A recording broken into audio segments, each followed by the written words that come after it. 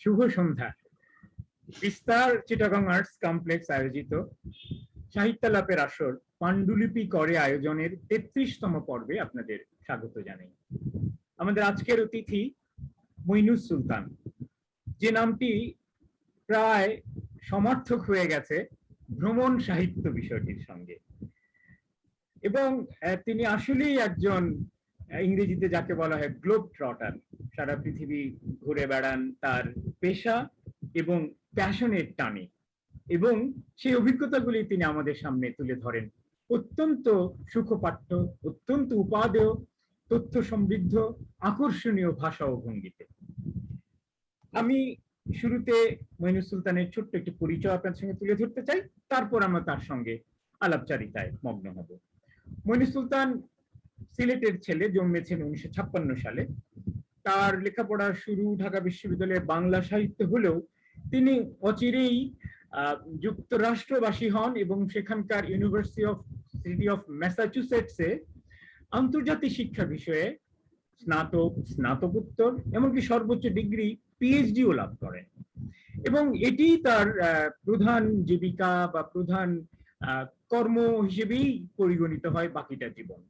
তিনি পৃথিবীর বহু দেশে শিক্ষা বিষয়ক উপদেষ্টা, প্রশিক্ষক, উন্নয়ন সংস্থা, নানাবিধ মানবিক সংগঠন ইত্যাদিতে কাজ করেছেন, এবং স্থায়ীভাবে বা দীর্ঘস্থায়ীভাবে তিনি ছিলেন মূলত Afghanistan, Laos, Mozambique, Sierra Leone, এবং আমাদের বাংলাদেশেও আমাদের ব্র্যাক বিশ্ববিদ্যালয়ের ইনস্টিটিউট অফ এডুকেশন ডেভেলপমেন্টেও তিনি বেশ কিছুদিন কাজ করেছেন তাদের পাঠ্যক্রম উন্নয়নের কাজে।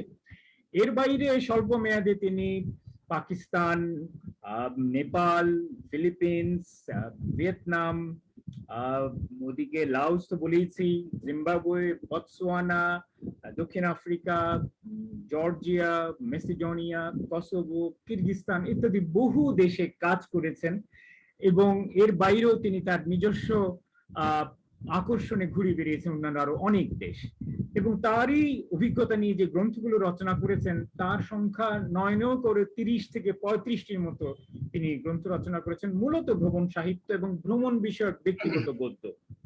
এবং এর জন্য তিনি প্রথম আলো বর্ষসেরা গ্রন্থের রচয়িতা হিসেবেও পুরস্কৃত হয়েছেন তার জিম্বাবুই বোবা পাথর সালানিনি বইটির জন্য। এছাড়া 2014 সালে বাংলা একাডেমি থেকে ভ্রমণ সাহিত্য তিনি পুরস্কৃত হয়েছেন। তার উল্লেখযোগ্য গ্রন্থগুলোর মধ্যে রয়েছে কাবুলের caravan Sarai, road to Kandahar, Johannesburg journal, রয়েছে শত সন্ন্যাসী, শত মন্দির, সহস্র সন্ন্যাসী, সংসার ভাসে জলে, ভিয়েতনাম ভ্রমণ কথা, রয়েছে স্মৃতি পরিব্রাজক, বাতিঘরে উড়ুক্কু কাঠবিড়ালি, বিমানবন্দরে যাত্রী ও শুভরাত্রি ইত্যাদি অসংখ্য গ্রন্থ।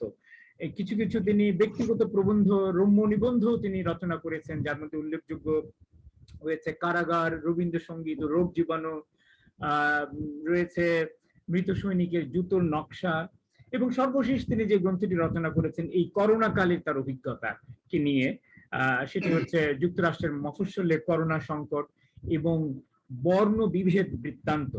তিনি এই লেখার জন্য যোগ্য ব্যক্তি, কারণ তিনি কাজ করছেন একেবারে করোনাকালের শুরু থেকেই। এই মুহূর্তে তিনি জর্জিয়ায় আছেন, উত্তর আমেরিকার জর্জিয়া রাজ্যে। সেখানে তিনি এখনো করোনা ত্রাণ এবং করোনার নানাবিধ যে মানবিক সাহায্য সেই কাজগুলোতে নিজেকে যুক্ত রেখেছেন। পাশাপাশি আফ্রিকার যে ইবোলা মহামারী সংক্রান্ত যেই একটি সংকট সেখানে দেখা দিয়েছে সেটার জন্যও তিনি কাজ করছেন।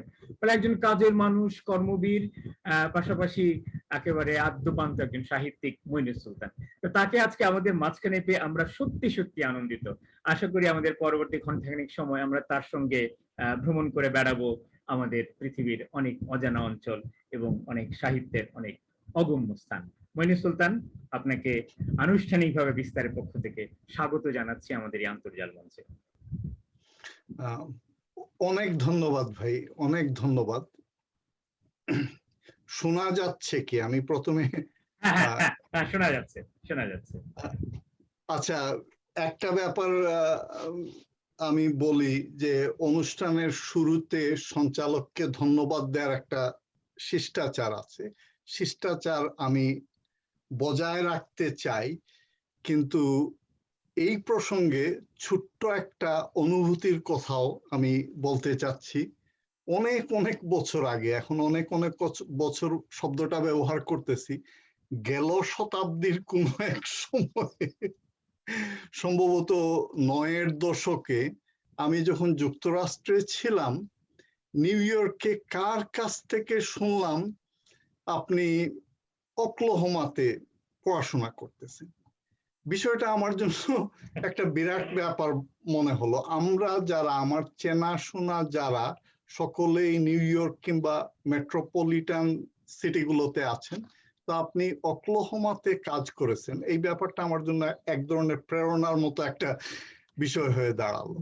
ভাবলাম আপনি যদি ওকলাহোমাতে পড়াশোনা করতে পারেন এবং বসবাস করতে পারেন, তাহলে আমাকে মিসিসিপি অতিক্রম করতে হবে। তার অনেক অনেক বছর পর আমি যখন ব্রকেন বোতে বোধহয় আমি ক্যাম্পিং করলাম, তো তখনও আপনার কথা মনে পড়েছিল। তারও বেশ কিছুদিন পরে আমি আপনার লেখা পড়তে শুরু করলাম। তো অনেক ধন্যবাদ, এবং আমি অনুমান করতেছি আরো কেউ কেউ হয়তো এই অনুষ্ঠানে শরিক হয়েছেন। আমি এটা খুবই অ্যাপ্রিসিয়েট করি। অনেক অনেক ধন্যবাদ। ধন্যবাদ মনির সুলতান ভাই। আমরা তাহলে শুরু করি। হ্যাঁ, আমাদের অধিকাংশ দর্শক শ্রোতারাই লাইভে দেখেন, আমাদের পাতায় এটা লাইভ হচ্ছে। আর এখানেও দুজনকে আমি দেখতে পাচ্ছি, লন্ডন থেকে আমার এক বন্ধু, শিল্পী বন্ধু যুক্ত হয়েছেন, চন্দন শফিকুল কবির, এবং যথারীতি আমার জীবন সঙ্গিনী মাহি আপনারও ঘর থেকে দেখছেন।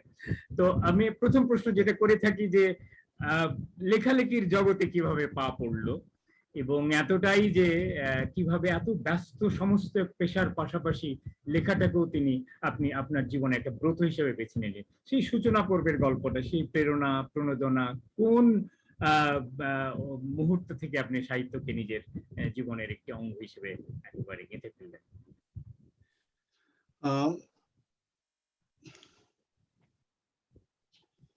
এটা কিভাবে বলবো, আমার যেটা মনে হয়েছে, আমি মূলত শৈশবে দুটো ভিন্ন ভিন্ন বাড়িতে বড় হয়েছি। এর মধ্যে একটা হচ্ছে আমরা প্রমিত বাংলায় বলি মাতুলালয়, আমাদের সিলেটি জবানে আমরা বলি নানার বাড়ি, এটা হচ্ছে ফুলবাড়ি। আর আরেকটা হচ্ছে পৈতৃক বাড়ি। তো ফুলবাড়ির একটা ব্যাপার ছিল কি, বাড়িটা ছিল নির্জন এবং আকারে বিরাট। মাসের পর মাস বসবাস করতাম এই বাড়িতে। একটা মজার ব্যাপার ছিল, এখন আর নেই, পার্সোনাল কালেকশন নামে আমার মামার একটা লাইব্রেরি ছিল। তো আমরা পড়তে শেখার আগে লাইব্রেরি সম্পর্কে সচেতন হয়ে উঠি। এই বইগুলা কিন্তু আমার আত্মীয় স্বজন, আমার কাজিনরা পড়তেছে, অন্যরা পড়তেছে, সবার হাতে হাতে ঘুরতেছে। তো এই ব্যাপারটা ছিল। তো এইটা বলা যেতে পারে, কারণ ওইখানে আমি প্রথম বিশের বাসী পড়ি, অগ্নিবীণা পড়ি, ওইখানে ইস্তাম্বুল যাত্রীর পত্র পড়ি। আচ্ছা, আরো রবীন্দ্রনাথের বলাকা সোনার তরী পড়ি বলতে পড়ে পড়েছি। আমি যে যুগের কথা বলতেছি তখনও বোধহয় আমি লেখাপড়া ভালো করে শিখি নাই। তো এইখানে আমি কালি কলম দেখেছি, পরের যুগে আমি কালি কলম, কলকাতা থেকে যেটা সে বিখ্যাত পত্রিকা। হ্যাঁ, এখনকার প্রজন্ম হয়তো ঢাকার কালীয় কলমের সঙ্গে গুলিয়ে ফেলবে আর কি।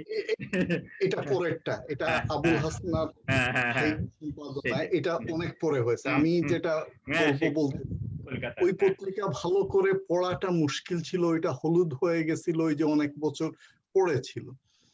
তো এই পরিবেশটা ছিল। তারপর একটা ব্যাপার কি, ওইখানকার প্রকৃতি, বাড়ির পিছন দিকে জংলা মতো জায়গা, ছোট্ট একটা টিলা। তো বিকালে আমাদের বিনোদন বলতে ওই টিলাতে গিয়ে বসে থাকা, টিলার সামনে জায়জ রঙের বিশাল হাওর, তারপর ওইখান থেকে হাঁটতে হাঁটতে চলে যাওয়া যেত লাল রঙের একটা ব্রিজে। এই ব্যাপারগুলো ছিল। আর তারপর নানার বাড়ির একটা ব্যাপার, আহার বাসস্থান নিয়ে কোনো সময় চিন্তা ভাবনা করতে হতো না, পকেট মানিটাও পর্যন্ত পাওয়া যেত। তো পরবর্তীতে যখন কিশোর হলাম, সিলেট শহরে যেতে শুরু করলাম। তো সিলেট শহরে বলাকা নিউজ এজেন্সি বলে একটা দোকান ছিল, আমরা বই কিনে নিয়ে আসতাম, ওইখানে কবি দিলুয়ার যেতেন। বান্ধব নিরালা বলে একটা রেস্তোরাঁয়। তো এই যোগাযোগগুলো হয়ে গেল, আবার ফিরে আসতাম। তো এই গৃহের একটা ব্যাপার আমার মধ্যে এখনো আছে, এটা বারবার ভাবি এটা নিয়ে লিখবো, এই ব্যাপারটা ফিরে ফিরে আসে। আর খুব সংক্ষিপ্তভাবে আরেকটা বাড়িতে আমি সময় কাটিয়েছি, সেটা হচ্ছে আমার পৈতৃক, এটা মৌলভীবাজার জেলা। আমাদের সময় আমরা তো সবকিছুকেই শ্রীহট্ট বলতাম, তখন মৌলভীবাজার জেলার এটা প্রীতিম পাশা অঞ্চলের গণিপুর গ্রামে। তো ওইখানে সিরাজি কুতুবখানা বলে একটা লাইব্রেরি ছিল, বেশ সিস্টেমেটিক লাইব্রেরি, বইয়ের তালিকা একদম বিষয়বস্তু নির্বাচন করে এই ব্যাপারটা ছিল। পাশের ঘর শরিকানা বাড়ি, চাচা ওদের ওইখানে আরেকটি লাইব্রেরি ছিল, যেখানে আমি 52 সাল বা ওই সময়ের লিটল ম্যাগাজিন গুলা পরবর্তীতে পড়েছি। এছাড়া পুঁতির ব্যাপারটা ছিল, পুঁতি পাঠ হতো প্রায় প্রতিদিন সন্ধ্যায়, কিংবা বিষাদ সিন্ধু কুল হয়ে বসে পাঠ করা। তো পুঁতি ছন্দটা তো ছিল। তারপর আরো মজার ব্যাপার হচ্ছে মহরম, আমাদের মহরমের সময় মানে ইয়ে হতো, মহরমের যে মিছিল ইত্যাদি তাজিয়া নিয়ে। তো তখন ভাবতাম এক সময় মরসিয়ালি, ওই যে মরসিয়াগুলো এখনো মনে আছে, আখেরি সালাম লোহ হে নানাজান, তোমারই হুসেন চলে কারবালা। তো এই বিষয়গুলা ছিল।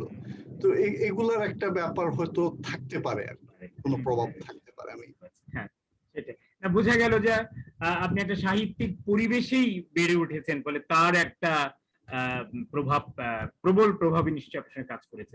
এরপর কখন প্রথম লেখা প্রকাশিত হলো পত্রিকায়, বা কখন প্রথম বইটা বেরোলো, এবং এরপর তো অনেক বই বেরোলো, সেই বই প্রকাশের অভিজ্ঞতা, লেখকদের সঙ্গে পরিচয়, আদান প্রদানের অভিজ্ঞতা, সম্পাদকের সঙ্গে ঘনিষ্ঠতা, সব মিলিয়ে আপনার একেবারে সাহিত্যিক, যে প্রকাশিত সাহিত্যিক জীবনের যে কিছু কিছু গুরুত্বপূর্ণ অংশ, মুহূর্ত, অভিজ্ঞতার কথা যদি আমাদের সঙ্গে একটু ভাগ করে নিতেন।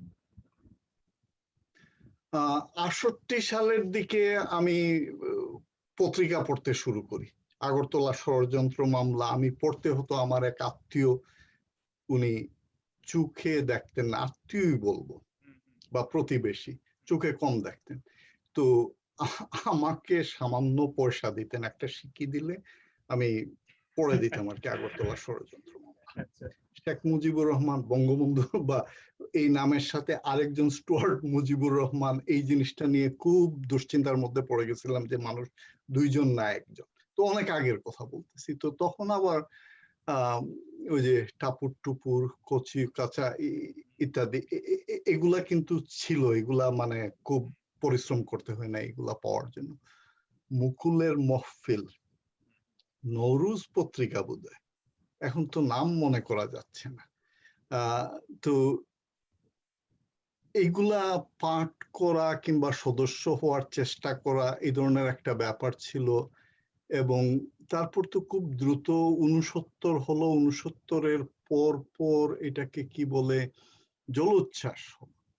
তো জলোচ্ছ্বাসের সময় মনে হয় লিখতে শুরু করলাম, এইটা আমার স্মৃতি বলছে, এটা পুরোপুরি। তারপর মুক্তিযুদ্ধের পর মৌলভীবাজার শহরে ছিলাম, তখন তো লিটল ম্যাগাজিন বের করতেছি, বেশ কতগুলো লিটল ম্যাগাজিন, 3-4টা, কোনোটাই মানে দ্বিতীয় সংখ্যা তৃতীয় সংখ্যার বেশি বের হয় নাই। বারুদ, চাবুক, তারপর সাইমুম, বিক্ষোভ, এর জন্য আরো পরে বোধহয় 74-এর পরে। তো তখন যখন মানে ইয়ে করতাম, লিটল ম্যাগাজিন বের করতাম, তো তখন তো নিজের লিটল ম্যাগাজিনে নিজের কবিতা বা গল্প ছাপতো, কাজেই অনুমান করতেছি তখনই তো আমি লিখতে শুরু করেছি। তো এটা হচ্ছে মুক্তিযুদ্ধের পর 73-74 হবে। আর প্রথম গ্রন্থ প্রকাশ বা ঢাকার যে কেন্দ্রীয় সাহিত্য পরিমণ্ডল, তার সঙ্গে যোগাযোগ, তার সঙ্গে সম্পর্ক কিভাবে স্থাপিত হলো? আচ্ছা, আমি মানে স্মৃতি আহ, ঢাকাতে আমি কত সালে আসি আমি পরিষ্কার করে বলতে পারবো না। আহ, দেশের রাষ্ট্রপতি ছিলেন শেখ মুজিবুর রহমান সাহেব, ওই যুগের কথা বলতেছি। তো এটা কি 75-এর আগে হ্যাঁ হ্যাঁ, হবে? 75 আগে নিশ্চয়ই, হ্যাঁ হ্যাঁ। আগে। হুম। তারও আগে আমার স্মৃতি বলতেছে বোধহয় একবার দুইবার আমি ঢাকা শহরে এসেছি লিটল ম্যাগাজিনের জন্য কবিতা সংগ্রহ করার জন্য, সফল হই নাই কিন্তু আসছি। আচ্ছা, বাংলা একাডেমিতে বই মেলা তখন এখন যেভাবে হয় তখন হতো না, কিন্তু কিছু একটা হতো, কেরোসিন কাঠের টেবিল দিয়ে বইপত্র। আমার স্মৃতি বলতেছে আমার সাথে হাবিবুল্লাহ সিরাজি সাহেবের দেখা হয়েছিল, কারণ আমি খুঁজতেছিলাম, উনি একটা উপন্যাস লিখেছেন, এটা অনেক বছর আগে উনি লিখেছিলেন, এটাই আমার স্মৃতি বলতেছে। এইখান থেকে আল মাহমুদের সোনালী কাবিন কিনেছিলাম, তারপর আবুল হাসানের মৃত্যু, এই জিনিসগুলা আমার মনে আছে। সেমিনারে গেছি, সরি, সেমিনার রুমে, টিএসসি সেমিনার রুমে ওনার মৃত্যুর পর যে শোক সভা হয়েছিল, কবির চৌধুরী সভাপতি করছিলেন, তো সুরাইয়া খানম ছিলেন, কবি সুরাইয়া খানম, তো এই স্মৃতিগুলা আছে। কবি আলেয়া চৌধুরী ছিলেন। তো এই সাল তো বলা মুশকিল, না এটা না, সাল বোধহয় সাল বলা দরকার নেই, মানে আপনার প্রথম গ্রন্থ তো প্রকাশ ইত্যাদি, হ্যাঁ ধীরে ধীরে। ঢাকা ইউনিভার্সিটিতে আমি যখন ছিলাম তখন মাঝে মাঝে তো আমার গল্প প্রকাশিত হচ্ছে, বেশ কিছু গল্প প্রকাশিত হচ্ছে লিটল ম্যাগাজিনে, দৈনিক আচ্ছা। কোনো পত্রিকাতে। আমিও যাই নাই, কখনো প্রকাশিত হয় নাই, আগ্রহটাও ছিল না। আহ একক গল্প সংকলন বের হয়েছিল একটি লিটল ম্যাগাজিনের পক্ষ থেকে, কবি আলমগীর রেজা চৌধুরী আমার 5টি লেখা নিয়ে ওইটা বের করে দিয়েছিল। তো সম্পাদক এত খুশি হয়েছিলেন যে আমাকে ডেকে, এখন তো ওনার নাম মনে করতে পারতেছি না, উনি অধ্যাপক ছিলেন, ওনার বাসাতে ইনভাইট করেছিলেন, খাওয়া দাওয়া মানে ওই ডিনারের, তারপর উনি 100 টাকা দিয়েছিলেন। তো এটা বিশাল ব্যাপার তো পারিশ্রমিক হিসাবে। হ্যাঁ। তো এই স্মৃতিটা আছে। তো তখন তখন কবিতা লিখতাম, কবিতাগুলো প্রকাশিত হয় নাই, এগুলো কিছু কিছু হারায় গেছিল, কিছু কিছু পাওয়া গেছে। তো তারও অনেক বছর পর আমি বোধহয় 90 সালের দিকে প্রথম দেশের বাইরে যাই, দেশের বাইরে বলতে আমেরিকাতে, যুক্তরাষ্ট্রে, হ্যাঁ। হুম। ইন্ডিয়া বা কি বলে বার্মা, এগুলো আমি বিদেশ মনে করি না আর কি, তো আমাদের কাছেরই। হ্যাঁ, বা আমাদের নিজেদেরই অংশ ছিল, একসময় তো একই দেশে ছিল সবাই, হ্যাঁ। ভারত, আমরা তো আমাদের আগের প্রজন্ম তো ভারতবর্ষের লোক, এর জন্য মানে আমি আলাদা দেশ হিসাবে, যে এই যে ইয়েতে গেলাম, কৈলাসহর বা আগরতলা বা ধর্মনগরে গেলাম, এটাকে বিদেশ ভ্রমণ হিসাবে চিহ্নিত করা আমার জন্য কঠিন। তো আমেরিকাতে যখন গেলাম 95 সাল থেকে আমি লাওসে কাজ করতেছি, লাওসে আমেরিকান ফ্রেন্ড সার্ভিস কমিটির কান্ট্রি ডিরেক্টর হিসাবে কাজ করতেছি। একবার ফিরে আসলাম বাংলাদেশে, এসেই প্রথমে যে কাজটা করলাম, নেমে এরোপ্লেন থেকে নেমে হোটেলে গিয়ে যে কাজটা করলাম, বাংলা একাডেমিতে চলে আসলাম। 21-এর মেলা হচ্ছিল, আচ্ছা আচ্ছা। তো ওইখানে আবিদ আজাদের সাথে দেখা হয়েছিল, তারপর কবি আলমগীর রেজা চৌধুরী, কবি আলমগীর রেজা চৌধুরী আমার বন্ধু আর কি। তো রেজা আমাকে বলল যে তোর যে 5টা গল্প ছেপেছিল, ওই গল্পগুলো আমার কাছে আছে, আমি এটা বই করব। পরের বার তার উৎসাহে আমি ফিরে আসলাম, ফিরে আসার পর সে ঠিকই একটা বই বের করেছে, স্মৃতি পরিব্রাজক, এই বইটা বের করলো। তো তারপর তার উৎসাহে শিশিরের ষোড়শী সময় নামে একটা কবিতার বইও বের হয়েছিল, এই কবিতাগুলো এর আগে কোথাও প্রকাশিত হয় নাই। রেমন থেকে বোধহয় একটা বই বের হয়েছিল, আর একটা ভেনাস না কোথা থেকে, ওইটা রেজা বলতে হবে। তো এই হচ্ছে না, কিন্তু ভ্রমণ মূলত যে আপনার কাজ, ভ্রমণ সাহিত্য, ভ্রমণ কাহিনী, সেগুলো কখন কিভাবে প্রকাশিত শুরু হলো? প্রথমে কি আলাদা ভ্রমণ কাহিনী হিসেবে পত্রিকায় বেরোলো, নাকি একবারে বই আকারেই বেরোলো? প্রথম গ্রন্থ কোনটা ছিল, আপনি কি মনে করতে পারেন ভ্রমণ সাহিত্যের মধ্যে? না না, মনে করতে পারি বেশ ভালোভাবে, এগুলা অনেক আগের না, এগুলো তো রিসেন্ট ব্যাপার। ভ্রমণ সাহিত্যের ব্যাপারে আমার কোনো আগ্রহ ছিল না। ওই যে ঢাকা বিশ্ববিদ্যালয় ছাড়ার পর তারপর যুক্তরাষ্ট্রে আসার পর ইংরেজি শিখা, ভিন্ন ভাষা শিখা, স্প্যানিশ শিখার চেষ্টা করা ইত্যাদি কারণে আমি দীর্ঘদিন বিচ্ছিন্ন ছিলাম। তো তখন কিছুদিন আমি ইংরেজিতে কবিতা 2-4টা লিখেছি, কয়েকটা প্রকাশিত হয়েছে। তারপর ওই ক্ষেত্র থেকে সরে আসি। আমি যখন লাওসে কাজ করতেছি তখন মানে লাওসের 6টা ভিন্ন ভিন্ন প্রদেশে আমাকে কাজের জন্য যেতে হতো। তো ওই প্রদেশগুলোতে যখন আমি বেড়াতে যেতাম, ওইটার জন্য ফান্ডের সংকলন করতে হতো। তো আমি ওই অভিজ্ঞতাগুলো আমি লিখতে শুরু করেছিলাম। ওই লেখাগুলো ছিল ইংরেজিতে। তখন লিস্ট সার্ভ বলে একটা ব্যাপার ছিল, তো লিস্ট সার্ভে এগুলো প্রকাশিত হতে শুরু করলো। তো যারা মানে তারা খুব কেউ কেউ প্রশংসা করলো, অনেকেই বলতেছে যে তুমি তো গল্প লেখার মতো এই কাহিনীগুলো লিখতেছো। কোনো কাহিনীর কারণে আমরা অর্থ সংকুলান হলো ওই প্রজেক্ট গুলার জন্য। তো এই কাহিনীগুলা প্রথমে আমি ইংরেজিতে লিখি, মূলত ফান্ডারদের জন্য। তো তখন আমার সাথে যোগাযোগ হয় ফারুক মঈনুদ্দিন, কথাশিল্পী এবং ভ্রমণ সাহিত্যিক। ফারুক মঈনুদ্দিন বন্ধু, সে বোম্বেতে কাজ করতেছে, বোম্বেতে একটা ব্যাংকে কাজ করতেছিল।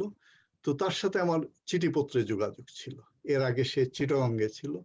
তো সে আমাকে বলল যে কবি জাহিদ হায়দার, উনি ক্যাম্বোডিয়াতে আছেন, এর আগে আমি ক্যাম্বোডিয়াতে কাজ করেছি, তো উনি লিখতেছেন, তো তুমি চাইলে লিখতে পারো। তো এই ব্যাপারটা আমার মাথার মধ্যে আসলো। আরেকজন লোক আমি বলবো কবি দিলওয়ারের সাথে আমার পত্র যোগাযোগ ছিল, চিন্তা অনেক বছর ধরে। তো উনাকে আমার কিছু কাহিনী, যেমন একটা গ্রামে আমি বেড়াতে গিয়েছিলাম, সিয়াংখোয়াং প্রদেশের একটা গ্রামে, প্রত্যন্ত অঞ্চল। তো সিয়াংখোয়াং প্রদেশের এই গ্রামটা হুচিমিন ট্রেইলে ভিয়েতনাম যুদ্ধের সময় প্রচুর বোমা বর্ষণ হয়েছে, ওইখানে আমি কাজ করতে গেছি, বোমাগুলা শেলগুলো উঠে আসতেছে। তো দেখলাম ওইখানে ওই শেলগুলোর মধ্যে ওরা লেটুস ফলাচ্ছে, পেঁয়াজ পাতা ফলাচ্ছে, বিভিন্ন ধরনের শাকসবজি ফলাচ্ছে। তো আমি বিষয়টা কবি দিলওয়ারকে চিঠিতে লিখে জানাই, ওনার কাছে আমি দীর্ঘ চিঠি লিখতাম। পরে আমি ইসাক কাজল বলে এক সাংবাদিকের কাছ থেকে চিঠি পেলাম, উনাকে চিনতাম, নাম জানতাম। উনি জানতে চাইলেন যে এই চিঠিটা উনি বাংলাবাজার পত্রিকায় প্রকাশ করতে চান। তো আমি বললাম যে ঠিক আছে, উনি চিঠির ফটোকপি পাঠিয়েছেন, তো আমি বললাম যে আমি আবার লিখে দেই। চিঠিটা আমি প্রকাশ করতে রাজি হলাম না, ওইখানে কিশোয়ারের কথা ছিল, দিলওয়ার ভাইয়ের ছেলে ইত্যাদি। তো ওইগুলা বাদ দিয়ে বারুদের পাত্রে বোমার চাষ, ফুলের পাত্রে, সরি, বোমার পাত্রে ফুলের চাষ, রাইট, এই নামে বোধহয় ছেপেছিল। তো এইটা আমি লিখলাম। তো এটা আবার ইংরেজিতে ছেপেছে এরও আগে, সেন্টার ফর ইন্টারন্যাশনাল এডুকেশনের একটা লিস্ট সার্ভ ছিল, আরো আগে এটা ইংরেজিতে ছেপেছে।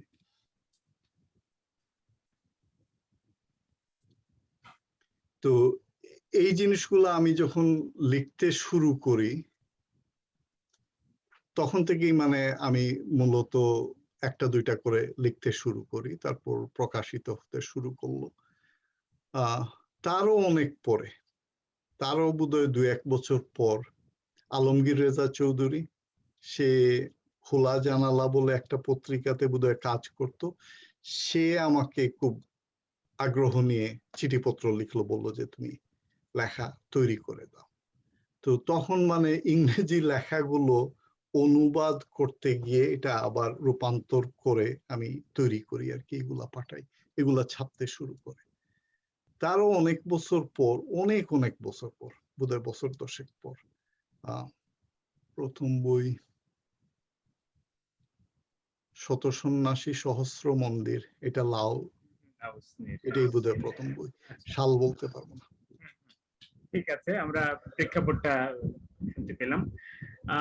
আমার জিজ্ঞাসা থাকবে এরপরে যে ভ্রমণ সাহিত্য মানে ভ্রমণ কাহিনীতে প্রচুরই লেখা হয়, বাংলায় অনেক লেখা হয়েছে, কিন্তু ভ্রমণ সাহিত্য হয়ে ওঠা কিন্তু খুব বেশি গ্রন্থের সৌভাগ্য হয়নি। সেই ক্ষেত্রে আপনি পরিপূর্ণভাবে সফল, এবং আপনাকে কেউ কেউ, আপনি ওনার দেশেরই মানুষ, সিলেটের সৈয়দ মুজতবা আলীর সঙ্গে তুলনা করে থাকে কেউ কেউ, যে ওনার দেশে বিদেশে বা পঞ্চতন্ত্র বা জলে ডাঙ্গার ছোট ছোট ভ্রমণ নিবন্ধের মধ্যে যে ভাষার সৌন্দর্য, যে রসবোধ, যে প্রসাদ গুণ, পুরোটাই যেন আপনার লেখার মধ্যে পাওয়া যায়। পাশাপাশি আপনি শুধু স্থানের বর্ণনা দেন না, সেখানকার মানুষ, তাদের জীবন, তাদের মনোজগৎকে তুলে এনে এই যে ভ্রমণ সাহিত্যে এক নতুন মাত্রা আপনি যুক্ত করলেন, সেইটা ঠিক কিভাবে হয়ে উঠলো? এর পেছনে কি কারো প্রভাব ছিল বা বিশ্ব সাহিত্যের কোনো ভূমিকা ছিল কিনা?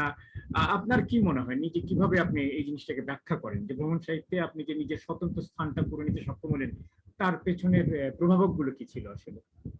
আচ্ছা, দুভাবে আমি রেসপন্স করব। আমি রেসপন্স করার আগে একটা বিষয়, সৈয়দ মুজতবা আলী সাহেবের সাথে তুলনা করাটা, মানে আমাদের একটা শিষ্টাচার আছে, এটা ঠিক না আর কি।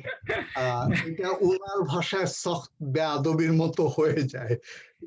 এটা বাদ দিয়ে ওনার সাহিত্যের সাথে আমার যে সম্পর্ক আছে, ঠিক আছে, হ্যাঁ। আমি এই যে বললাম আমি ফুলবাড়িতে আমি বড় হয়েছি, তো ওইখানে পার্সোনাল কালেকশন বলে একটা লাইব্রেরি ছিল। লাইব্রেরিতে সম্ভবত তুলনাহীনা ছাড়া এবং টুনি ম্যাম ছাড়া প্রতিটি বই ছিল। এই দুটো বই আমি, টুনি ম্যাম এখনো পড়ি নাই, তুলনাহীনা আমি অনেক পরে পড়েছি, ওইটা লেখা হয়েছে পরে। মুজতবা আলী সাহেবের ওই বইগুলা প্রথম সংস্করণ ছিল। তো এখানে প্রতিটি বই, এই বইগুলা আমি লেখাপড়া শেখার আগে আমার কাজিন কামরুল হক চৌধুরী, উনি জুড়ে জুড়ে পড়তেন। তো কিছু কিছু লেখা আমি পড়তে শিখার আগে শুনেছি। তারপর যখন পড়তে শিখলাম, তো এই বইগুলা তো আমার চোখের সামনে ছিল। তো আমার বালক বয়সের বা কৈশোর বয়সের এই বইগুলা, তো পরবর্তীতে উনার প্রভাব আমার রচনায় থাকলে থাকতে পারে, এটা থাকা আমার কাছে অস্বাভাবিক কিছু মনে হয় নাই। তারপর আরেকটা মজার ব্যাপার হচ্ছে, আমি যখন আফগানিস্তানে কাজ করতে গেলাম কাবুলে, আমি তো বোধহয় 5 বার ওইখানে গিয়েছি, তারপর একবার তো বছর খানেক ছিলাম। তো তখন যখন কাজ করতেছিলাম এবং চেষ্টা করলাম দাড়িটা একটু শেখার, ওই ভাষাটা সামান্য একটু শেখার, এবং তাদের সাথে কথা বলতে গিয়ে যে জিনিসটা মনে হলো, আমাদের শ্রীহট্ট অঞ্চলে আমরা কিছু শব্দ ব্যবহার করি, ওই শব্দগুলা একইভাবে আফগানিস্তানে ব্যবহৃত হয়। আমি বলি, আমরা জ্বরকে জ্বর বলি না, আমরা বলি তাপ। এই তাপটা আফগানিস্তানে জ্বরকে তাপ বলে। তারপর ছোট্ট শিশু, আমরা বলি তিফিল, নিষ্পাপ হলে বলি মাসুম। এই দুটো শব্দ আফগানিস্তানে ব্যবহৃত হয়। তারপর খুব দুর্বিপাকে পড়লে, খুব বিপদ আপদের মধ্যে পড়লে আমরা মুশকিল মুসিবত তো বলি, এটা সর্বত্র সবাই বলেন, কিন্তু আমরা গর্দিশ বলি, যে খুব স্ট্রেস যাচ্ছে। এই গর্দিশটা আফগানিস্তানে আছে। আর আপনি অ্যাংজাইটির মধ্যে পড়লে, অস্থির হয়ে গেছেন, আমরা বলি তাইশউইশ। সিলেটে আমরা বলি তাইশবিশ, আফগানিস্তানে তাইশউইশ। তারপর দেখলাম মন সটাক শের থেকে নিয়ে ওই যে মাপজুকের ব্যাপার, ওইটা কাবুলে যা, শ্রীহট্টেও তাই। আর মন শের ছটাক, এটা তো মানে আমাদের আগের যুগে বাংলাদেশের অনেক জায়গাতেই ছিল, সর্বত্রই বোধহয় ছিল। তো এই মিলগুলা আমার চোখে পড়ল, এই মিলগুলা। তো একটা ব্যাপার আমি দেখলাম যে মুজতবা আলীর ভাষার মধ্যে কিন্তু এই শব্দগুলোও আছে। এই শব্দগুলো তো আমাদের শব্দ, আমরা ব্যবহার করি। তো কোনোটা আমি ব্যবহার করেছি, এর মধ্যে কোনো শব্দ আমি উনার কাছ থেকেও নিয়েছি।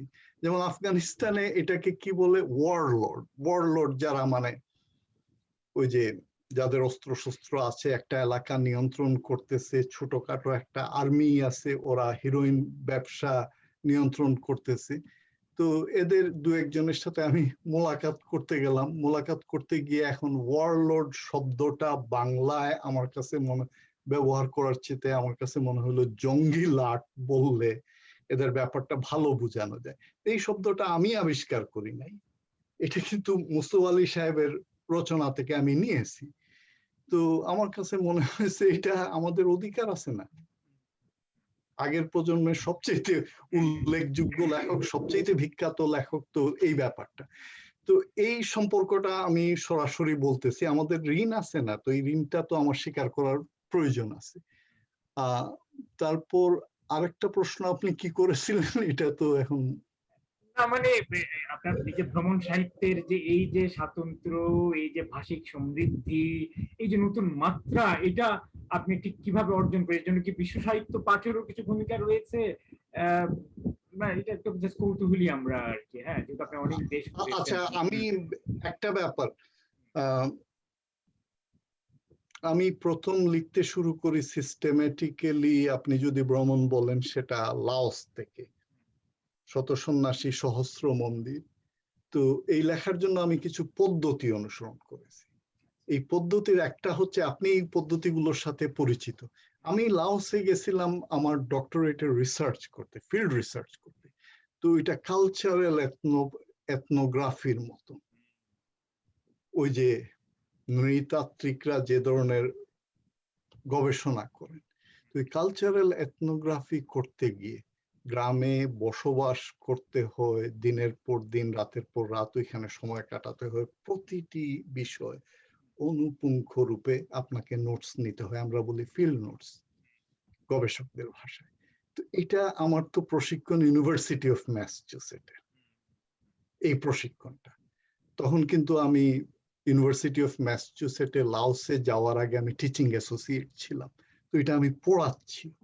তো এই কাজটা যখন আমি করতে গেলাম, আমি আগেই বলেছি লাওসের লেখাগুলো কিছু কিছু এপিসোড আমি ইংরেজিতে লিখেছি ফান্ডারদের জন্য। পরে যখন আমি বাংলায় লিখলাম, ওই এপিসোড লিখতে গিয়ে আমার কাছে যে যে জিনিসটা মনে হলো, আমার আরেকটা ব্যাপার অভিজ্ঞতা ছিল, আমি গল্প লিখেছি যখন ঢাকা বিশ্ববিদ্যালয়ে পড়াশোনা করতাম বা ঘুরে বেড়াতাম। তো ওই গল্পের ভঙ্গিটা চলে আসলো, গল্পের ভঙ্গিটা, গল্পের প্রকরণটা চলে আসলো, এবং আমি ভাবলাম এই প্রকরণ বদলাবো না, আমি বদলাতে চাই না।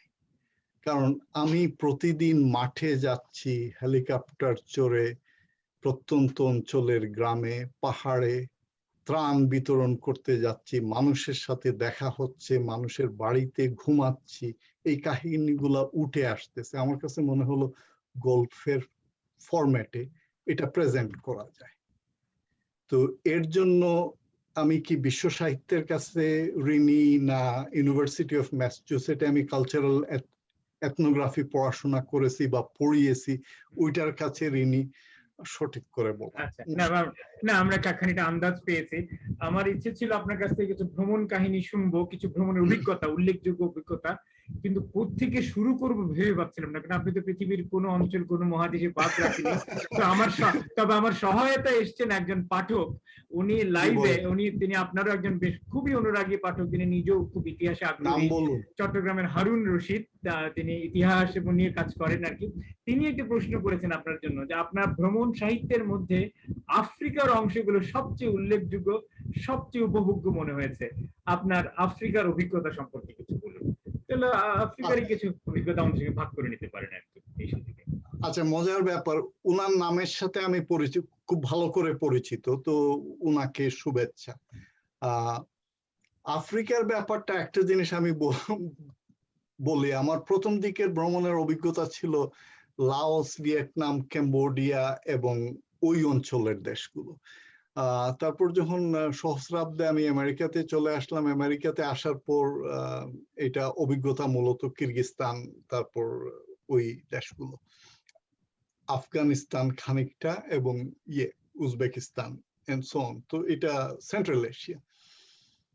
আফ্রিকাতে এর আগে আমি এক দুইবার কাজ করতে গেছি, নামিবিয়া কিংবা বোতসোয়ানাতে, ওইগুলা ছিল সামান্য দিনের, 6 সপ্তাহে, ওইগুলাকে ভ্রমণ বলা যায় না, গেলেন, মানে আমি যে ধরনের লিখি একটু সময় লাগে। তো পরে আমি আফ্রিকাতে যখন গেলাম, যুক্তরাষ্ট্রের যুদ্ধবিরোধী ব্যাপারটা একদম অসহনীয় হয়ে উঠলো। আমি যুদ্ধবিরোধী আন্দোলনে ছিলাম, আমি যে নারীর সাথে বসবাস করতাম সে ছিল ওইটার অর্গানাইজার।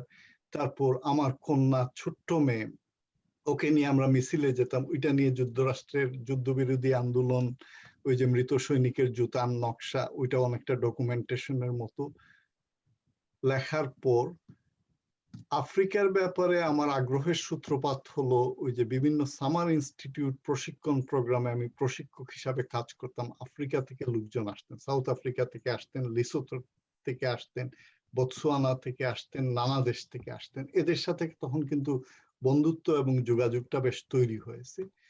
তো পরে আমি সাউথ আফ্রিকাতে গেলাম। প্রথম দিকে আমার কোনো পেশা ছিল না, তারপর ওইখানে থাকলাম। তো তখন জিম্বাবুয়ের ব্যাপারটা খুব আগ্রহী করে তুললো। তো জিম্বাবুয়েতে আমি কাজ করতে শুরু করলাম। কাজ সংগ্রহ করা খুব কঠিন ছিল না।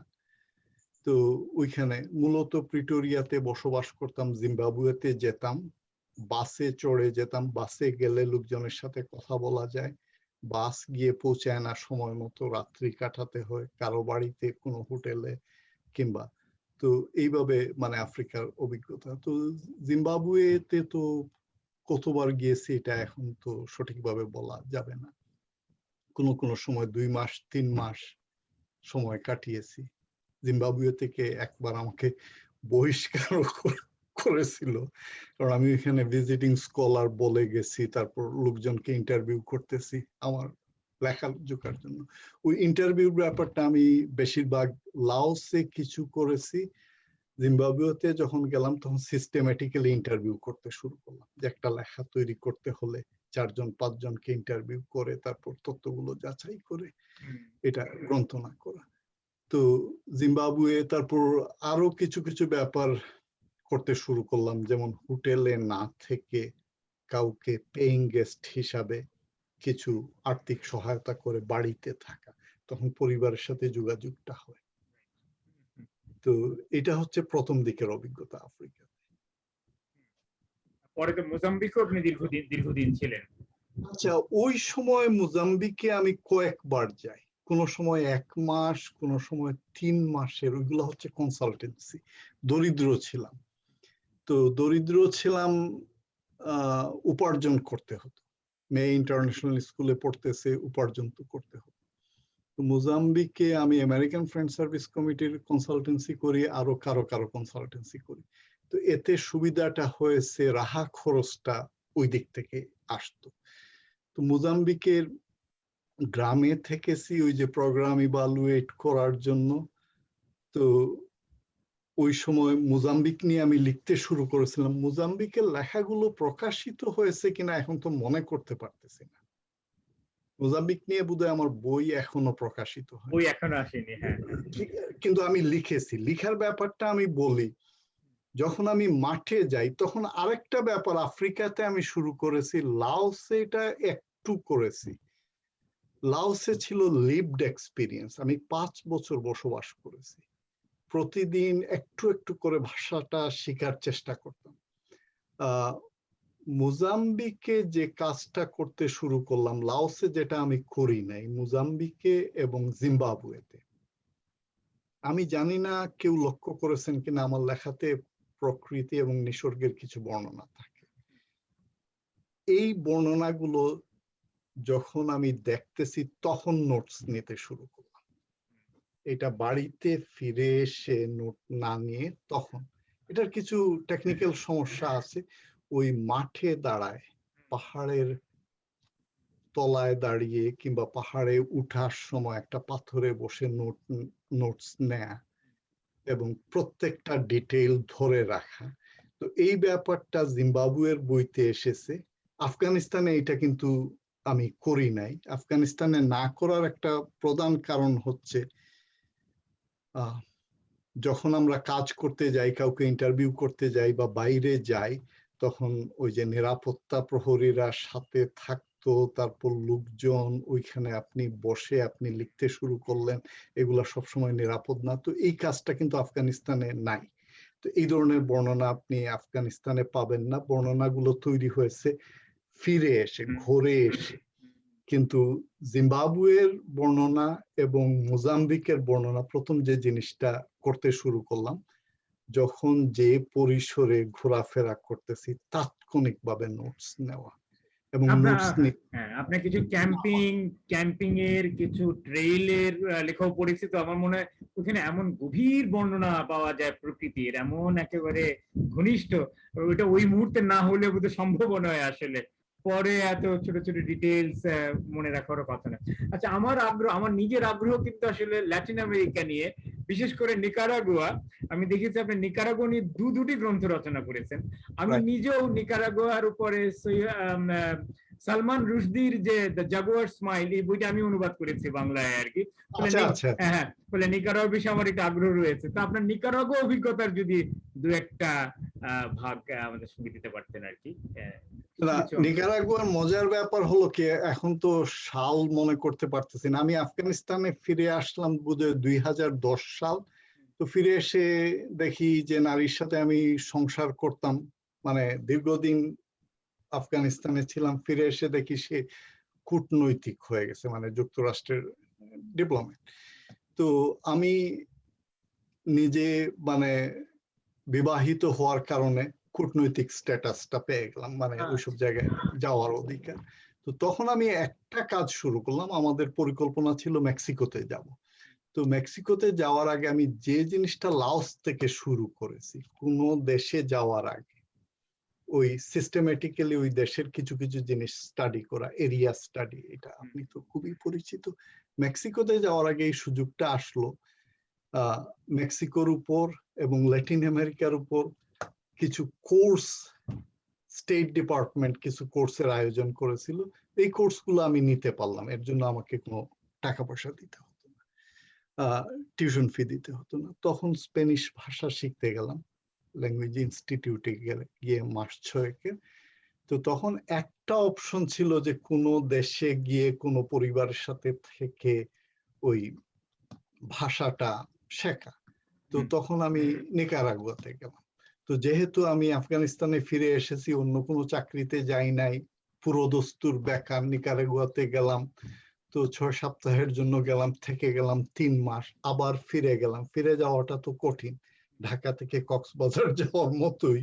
আমি তখন যুক্তরাষ্ট্রে ছিলাম, এটা তো খুবই কাছেরই। তো দেশটা শুধু সুন্দরই না, মানুষ খুবই উষ্ণ, মানুষ খুবই উষ্ণ। আর তখন মানে আমার মধ্যে ওই ভলকেনো নিয়ে লেখার ব্যাপারটা দানাবাদ। এর আগে আমি মাউন্ট মিরাপি ইত্যাদিতে আমি হাইক করেছি, হাইক করে উঠেছি, ভলকেনো যতটা যাওয়া যায় আর কি, নিরাপত্তা বজায় রেখে যতটা যাওয়া যায় দেখা। তো নিকারাগুয়াতে তো মানে অনেকগুলো ভলকেনো।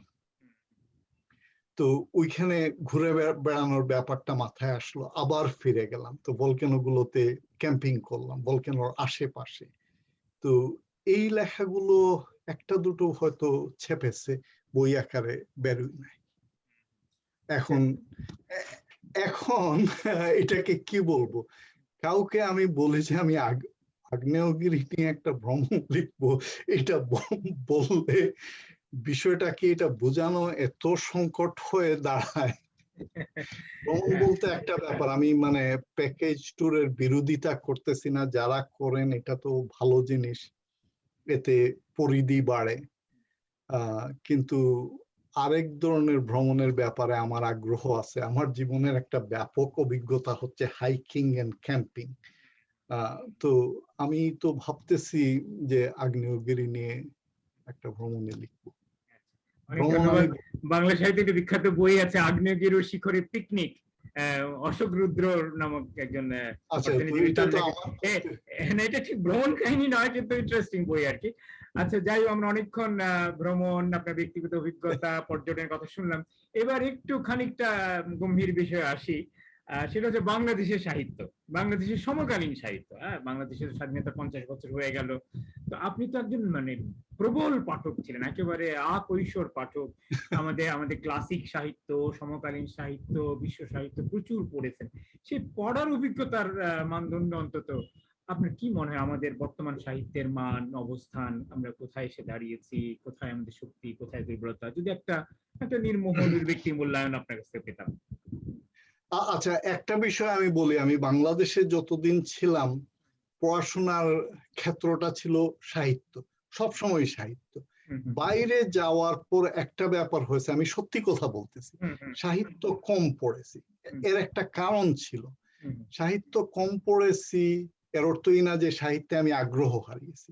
ঘটনা হচ্ছে আমি যখন লাওসে গেলাম, লাওসে যাওয়ার আগে 3-4 মাস প্রস্তুতি নিয়েছি লাওস সম্পর্কিত যতগুলো বইপত্র রচিত হয়েছে ওইগুলা পড়ে, বা আফগানিস্তানে যখন গেলাম ওইটা প্রস্তুতি হিসাবে ওই দেশ সম্পর্কিত বইপত্র পড়েছি।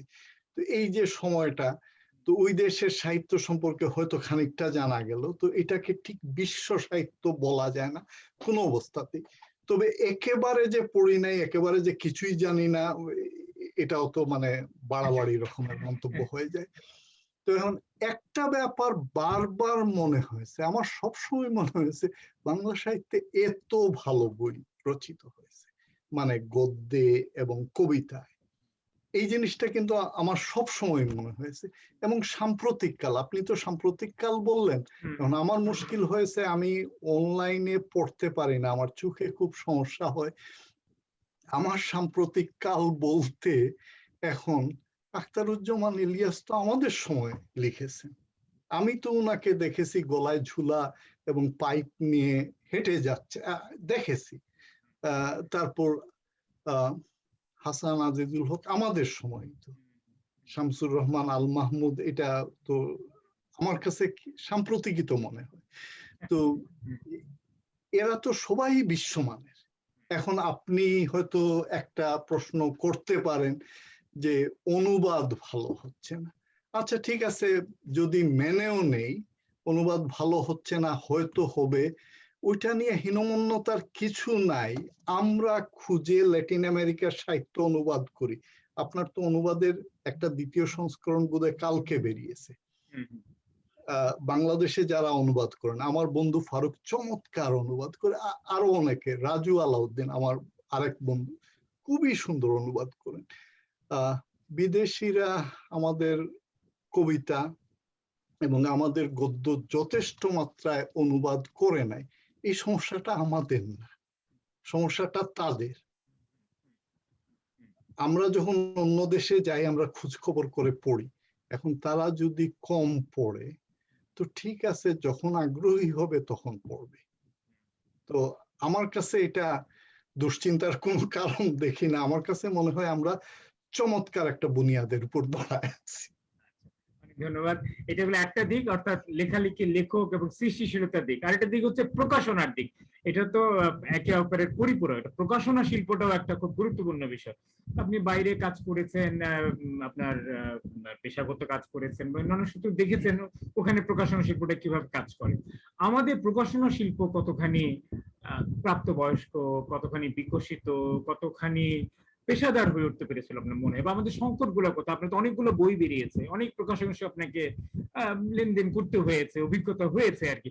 সামগ্রিকভাবে এই অভিজ্ঞতাটা আপনার কেমন ছিল এবং সেখানে কোথায় কোথায় সংকট দেখেছেন, কিভাবে কিভাবে তার উত্তরণ হতে পারে বলে আপনার নিজের মনে হয়েছে আপনার সামগ্রিক অভিজ্ঞতার আলোকে? একটা ব্যাপার, আমি তো মাঝে সাঝে বাংলাদেশে আসি, তখন মানে বইগুলো দেখি, অনলাইনে দেখে ওটা হয় না আর কি, স্বাদ মেটে না। তো মুদ্রণের মান বেড়েছে, ছবি ব্যবহার, এই কলা কৌশল গুলা খুবই সুন্দর হয়েছে। আমি তো প্রিন্টিং প্রেসের আগের যুগের লোক, মানে আমি যখন লিটল ম্যাগাজিন বের করতাম ওইখানে দাঁড়ায় প্রুফ, এই জিনিসগুলা অনেক উন্নত হয়েছে। তারপর অন্ধজনদের জন্য বই বেরোচ্ছে, বাংলা একাডেমিতে দেখলাম, এই জিনিসগুলা আমাকে খুব মুগ্ধ করেছে। তো এটা ভালো দিক তো আছে। তো প্রকাশনার আরেকটা ব্যাপার হচ্ছে সম্পাদনার দিকটা। তো আমি সমালোচনা না করে বলবো এখানে প্রচুর জায়গা আছে যেখানে উন্নয়ন করা যায়, সম্পাদনার দিকটা আরেকটু মনোযোগ দিলে ভালো হতো, এই ব্যাপারটা বারবার মনে হয়েছে। প্রকাশনার আরেকটা ব্যাপার, আপনি বললেন যে আমার বই ছেপেছে, আমার বইগুলা ছেপেছে আমি সচরাচর বাইরে থেকে পাঠাই। আমার বেশ কয়েকজন প্রকাশক, এদের কারো কারোর সাথে আমার দেখা সাক্ষাৎ হয়েছে, কারো কারোর সাথে যোগাযোগ একেবারেই নাই। তো আমার কাছে সব সময়ই মনে হয়েছে, এই যে সম্পাদনার কথাটা বললাম এর সাথে অঙ্গাঙ্গি ভাবে জড়িত, লেখকের সাথে প্রকাশকের একটা সাক্ষাৎ যোগাযোগ হলে ভালো হয়, মত বিনিময়। এখানে মানে যে জিনিসটা সীমাবদ্ধতাও আছে, কিছু কিছু সবল দিকও তো আছে। এখন জানার উপায় নেই, অনেক সময় যোগাযোগটা একটা প্রধান অন্তরায় হয়ে দাঁড়াইছে।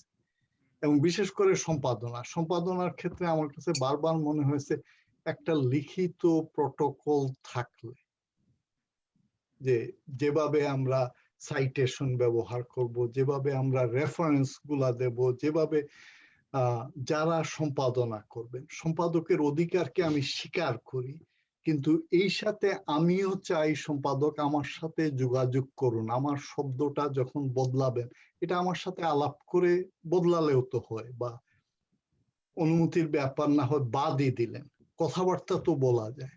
আমি সকলের কথা বলতেছি না, আমি একটা বই, ওইটা বেঙ্গল থেকে বেরিয়েছিল, নাম মনে করার চেষ্টা করতেছি, ইউরোপ নিয়ে লেখা।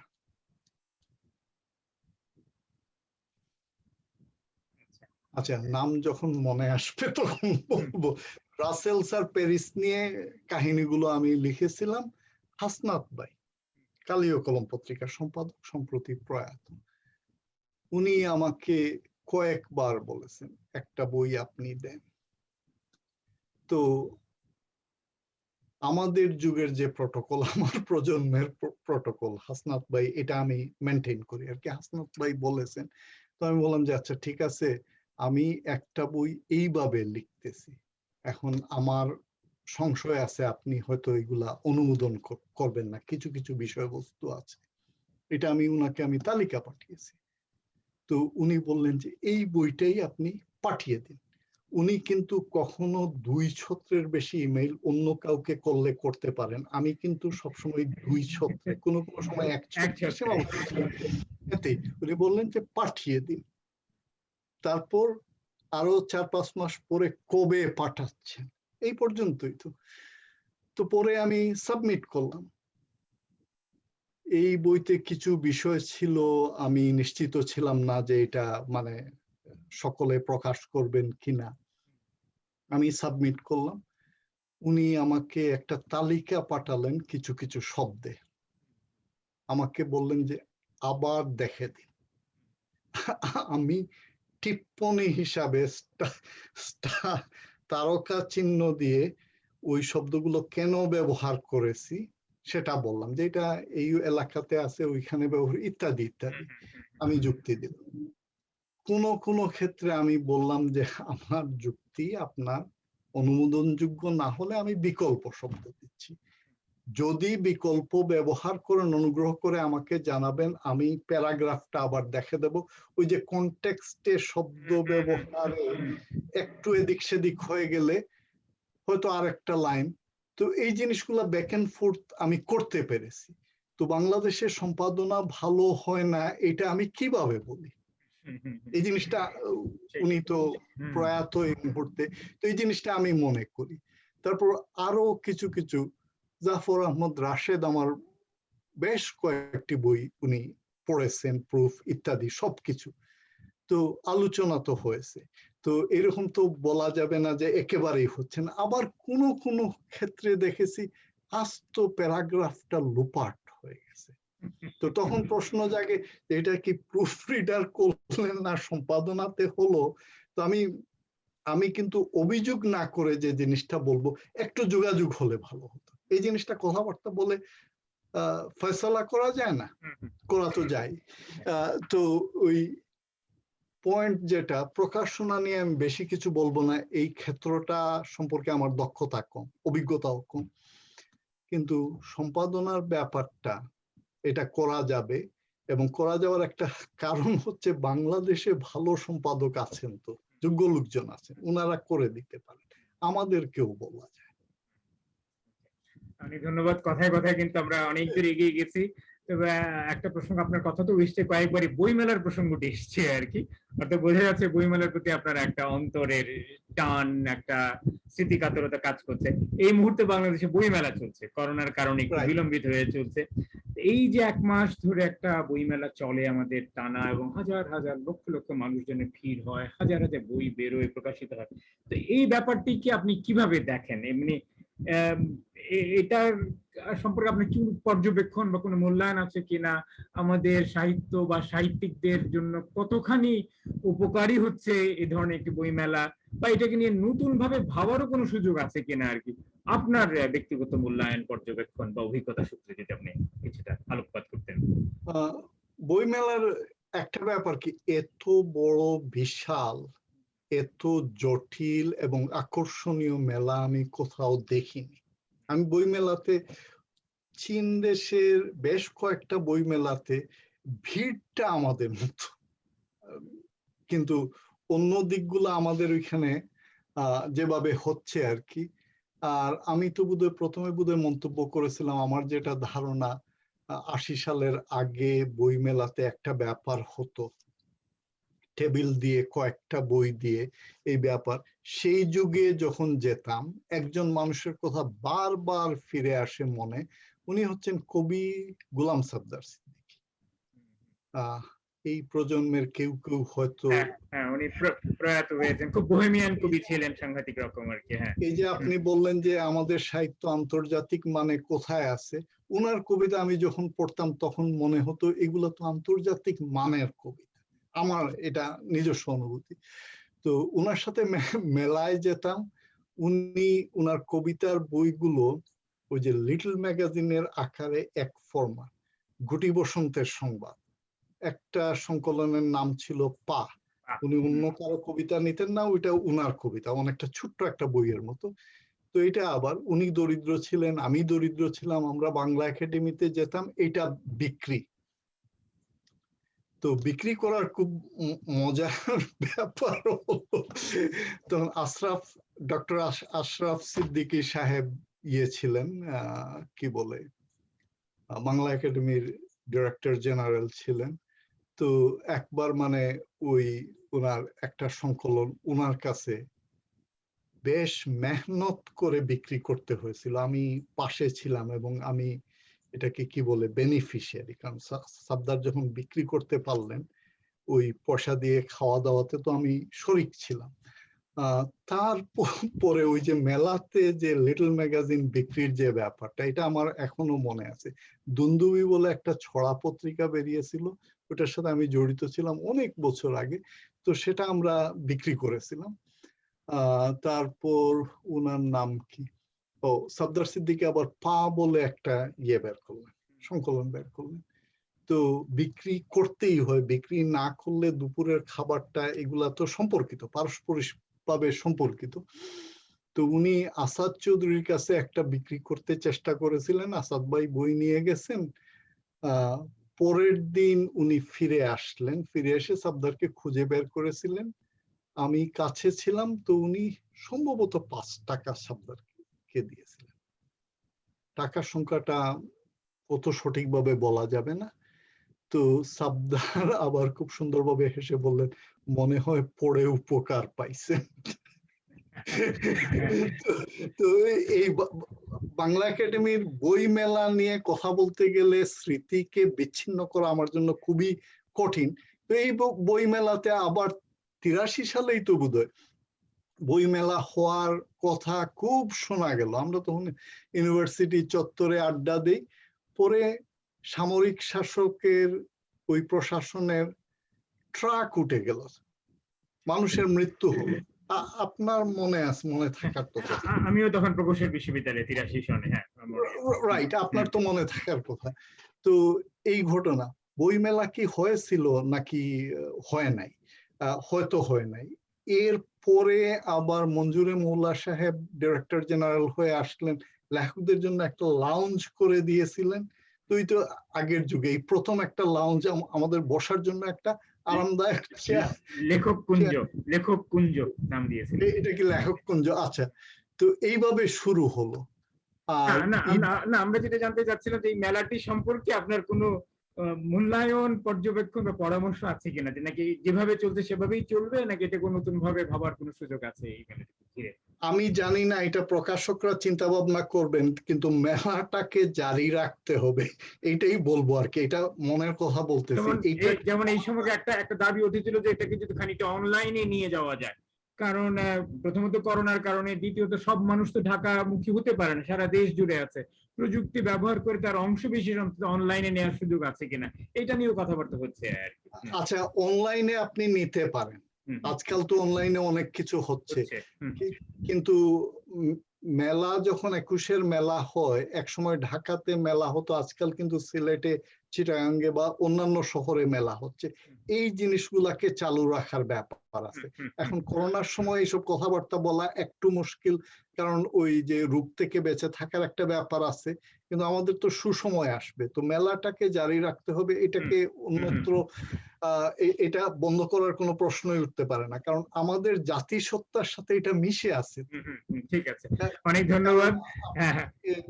রাইট, এই দেশে বাংলাদেশ ছিল না তো, এটা তো আমার যুগে, মানে আমরা যখন ছোট ছিলাম তখন এই দেশের অফিসিয়াল নাম ছিল পূর্ব পাকিস্তান। তো ওই মেলা ইত্যাদির কারণেই তো মানে আমাদের এটা 21-এর সাথে সম্পর্ক আছে। আচ্ছা, শেষ প্রশ্ন, যে এখন কি লিখছেন বা কি কাজ করছেন, বা সামনে কি পরিকল্পনা রয়েছে আপনার লেখালেখি, গ্রন্থ প্রকাশ ইত্যাদি বিষয়ে? প্রায় শেষ করে এনেছি ইথিওপিয়া নিয়ে একটা রচনা বা গ্রন্থই বলা চলে, এটার যে আকার আয়তন দাঁড়িয়েছে। তো এইখানে বিষয়বস্তু হিসাবে এসেছে রক হান্টিং এর ব্যাপার। আমার পাথর সম্পর্কে প্রচুর আগ্রহ আছে, পাথর আমি সংগ্রহ করি বা খুঁজে বেড়াই, পাথর এবং ফসিল। আপনার ফসিল সংগ্রাহক আমি জানি। হ্যাঁ, ফসিল খানিকটা আছে, কিন্তু ফসিল বেশ জটিল, আর পাথরটাও আমার আগ্রহের একটা বিষয়। বহুবার আমি ভেবেছি যে একটা ভ্রমণই হবে পাথর সংগ্রহ করার কাহিনী নিয়ে, তো এটার জন্য মানে কাউকে কনভিন্স করা কঠিন, কিন্তু ইথিওপিয়া নিয়ে যে বই লিখেছি, এটা রক হান্টিং এর ব্যাপারটা নিয়ে লিখলাম। তারপর ইথিওপিয়াতে একটা, এটাকে কি বলে, আগ্নেয়গিরিকে কি, ঘুমন্ত আগ্নেয়গিরির উল্টোটা কি, জিন্দা আগ্নেয়গিরি, একদম মানে প্রজ্বলন্ত আগ্নেয়গিরি, তো আর্থে বলে। তো ওইখানে আমরা ক্যাম্পিং করলাম একদম উপরে, অন্য কোথাও যেতে পারবেন না, অন্য দেশের লোকজন নিরাপত্তার কারণে এত কাছাকাছি যেতে দেবে না, কিন্তু ইথিওপিয়াতে যাওয়া যায় আর কি। তো এই ব্যাপারটা, অগ্নিগিরিতে যাওয়ার ব্যাপারটা আছে, তো এই বইটা শেষ করে এনেছি। তারপর আরো কিছু কিছু বিষয় কি বলে ওই আউটলাইন হিসাবে আছে, যেমন মাদাগাস্কারে যে ঘুরে বেড়ানোর ব্যাপারটা, মরক্কোতে ঘুরে বেড়ানোর ব্যাপারটা, মরক্কোতে ওই ফসিলের ব্যাপারটা আছে, মারজুকা ডেজার্টে। অনেক ধন্যবাদ, বেশ অনেকক্ষণ কথা হলো। আমার মনে হয় জুমে আমাদের কয়েকজন বন্ধু ঢুকেছেন, তারাও হয়তো আপনার কথা শুনেছেন, হয়তো আপনাকে কিছু তারা জিজ্ঞাসাও করতে পারেন। আমি এখন তাকে সেই সুযোগটা দিব, পরে লাইভে কিছু মন্তব্য আসছে সেগুলোও নিয়ে আসবো আপনার কাছে, এবং সবশেষে আপনার একটা পাঠ এবং উপসংহার মাধ্যমে আমরা অনুষ্ঠানটি টানবো। জুমে আমার বন্ধু চন্দন শফিকুল কবির আছে লন্ডন থেকে, আর রাজীব চক্রবর্তী একজন বিশিষ্ট পুস্তক সংগ্রাহক, লেখক, ভাষাতাত্ত্বিক, উনি আছেন। তো এই দুজন যদি কেউ কিছু বলতে চায়, আমার মনে এখনই সময়। চন্দন অথবা রাজীব, কে বলবে আগে?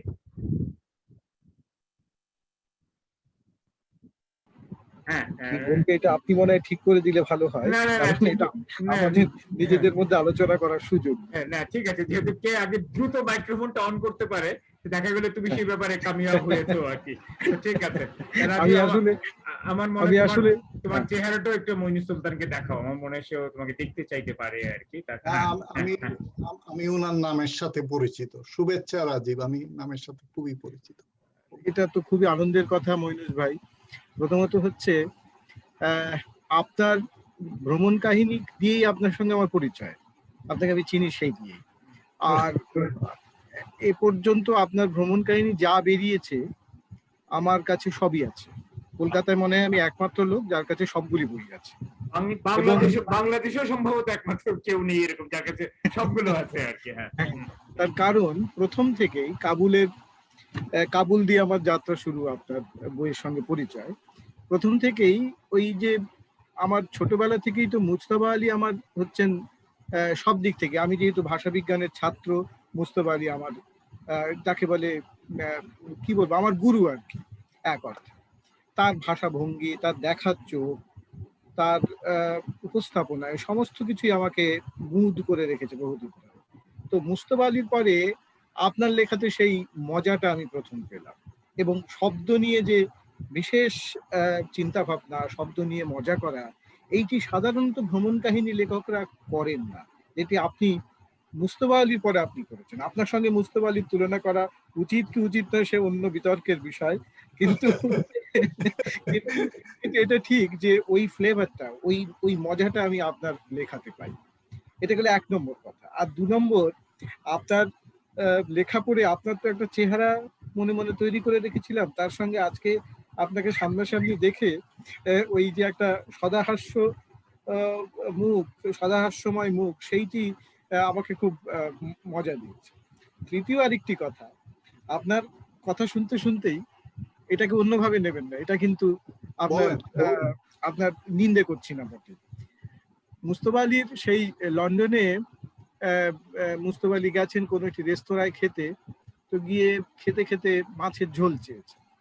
তো রেস্তোরাঁর যে মালিক তিনি বলছেন, ডুরা সাহেব রে একটু মাছের সালুন দাও। তো ডুরা মানে হচ্ছে ডোরা, খাস ইংরেজ মহিলাকে তিনি বিয়ে করেছেন, তার নাম ডোরা। তো তাকে তিনি বাংলা শিখিয়েছেন, শুধু নয়, ওই বরিশাল্য বাংলা তাকে শিখিয়েছেন, এবং সেই ভাষাতেই তার সাথে কথা বলে। আপনি এরকম ভাবে সারা পৃথিবী ঘুরে এতগুলি ভাষা, এতগুলি সভ্যতা, এত বিচিত্র অভিজ্ঞতার আপনার ঝুলিতে রয়েছে, কিন্তু ভাষার মধ্যে যে ওই মাতৃভাষার টানটি বাংলায়, সেইটি কিন্তু আমাকে খুব আনন্দ দিচ্ছে। সত্যি করে খুব মুস্তফা আলী ভাষায় কমলা লেবুর ঘ্রাণ, এটি আমাকে খুব আনন্দ দিচ্ছে। মানে সত্যি কথা বলতে কি, মানে এখন লেখাপড়া শেখা ক্রমশ মানুষকে তার মাতৃভাষা থেকে দূরে টেনে নিয়ে যায়। আমি ভাষার একজন ছাত্র হিসেবে এটি আমাকে খুবই কষ্ট দেয়। বহু সময় মানুষ মাতৃভাষাকে আড়াল করতে চায়। সে যে একজন বিশ্ব নাগরিক সেটি প্রমাণ করতে গিয়ে তার ভাষাটাকে সে জলাঞ্জলি দেয়। সেটি যে আপনি করেননি, এইটি দেখে ভাল লাগছে। আমার আপনাকে প্রশ্ন করার কিছু নেই, খালি আমার মুগ্ধতাটাই আপনাকে জানালাম। আমি আপনার সমস্ত ভ্রমণ কাহিনী পড়েছি, আপনার কবিতা আমি পড়িনি। আমি কবিতা বুঝি না, আমি গদ্যের মানুষ, গদ্যই আমার প্রিয়। তো আমি চাই যে এরকম গদ্য আপনার থেকে আমরা আরো আরো আরো পাবো। ধন্যবাদ রাজীব। আমি একটা মন্তব্য করতে চাই রাজীব, অনেক ধন্যবাদ। সালুন শব্দটা আপনি ব্যবহার করলেন তরকারি হিসাবে। মজার ব্যাপার হলো, আমাদের গ্রামের বাড়িতে আমরা সালুন বলি, আর আমাদের বাড়ি কি 5 মাইল দূরে বর্ডার, ওইটা অতিক্রম করলে রাঙ্গাউটি যাওয়া যায়, ওইখানে আমার আত্মীয় স্বজনরা থাকে। তো মানে ওই ভারতটা ভাগ হয়ে যাওয়াতে এই জটিলতার সৃষ্টি হয়েছে, কিন্তু মানে আমাদের নিজেদেরই তো লোক রক্তের, তো ওইখানেও কিন্তু সালুন শব্দটা ব্যবহার হয়। আর আরেকটা জায়গাতে সালুন শব্দ, আরো 2টো জায়গাতে সালুন শব্দটা ব্যবহার হয়। কাবুলে সালুন ব্যবহার হয়, আর দুশাম্বে তাজিকিস্তানে ওই সালুন বললে তরকারি বোঝায়। আচ্ছা, তরকারি শব্দটা সবজি দিয়ে যে রান্না, এটাও কিন্তু আফগানিস্তানে তরকরি বলা হয়। তরকরি, তরকারি, আকারটা আমরা যুক্ত করেছি। তো এই বিষয়গুলো আছে আর কি, আমরা খুবই কাছাকাছি, খুব দূরের না। আর আফগানিস্তান তো বেশ ঐতিহাসিকভাবে ভারতবর্ষের সাথে, আগেকার যুগের ভারতবর্ষের সাথে তো যুক্ত ছিল নানাভাবে। ধন্যবাদ। আরেকটি কথা শেষ করার আগে আরেকটি কথা বলি, সেটা হচ্ছে আলম ভাই জিজ্ঞেস করছিলেন যে মইনুস ভাইয়ের এই যে লেখার মধ্যে বিশ্ব সাহিত্য পড়ার অভিজ্ঞতা কোনোভাবে কাজ করেছে কিনা। আমার কেমন জানি শুনতে শুনতে মনে হচ্ছে আপনি যে ছোটবেলার কথা বলছিলেন না, ওই দেখার চোখটা আপনার ওই ছোটবেলা থেকে তৈরি হয়েছে, ওইটি বড় হয়ে তৈরি হয়নি। বড় হয়ে ওটার খালি সমৃদ্ধি হয়েছে, তার পরিপূর্ণতা এসেছে মাত্র, কিন্তু চোখটি আপনাকে ওই ছোটবেলায় আপনি তৈরি করে নিয়েছিলেন। সেক্ষেত্রে আপনাকে মানে বহু দূরদর্শী মানুষ হিসেবেই মনে হচ্ছে।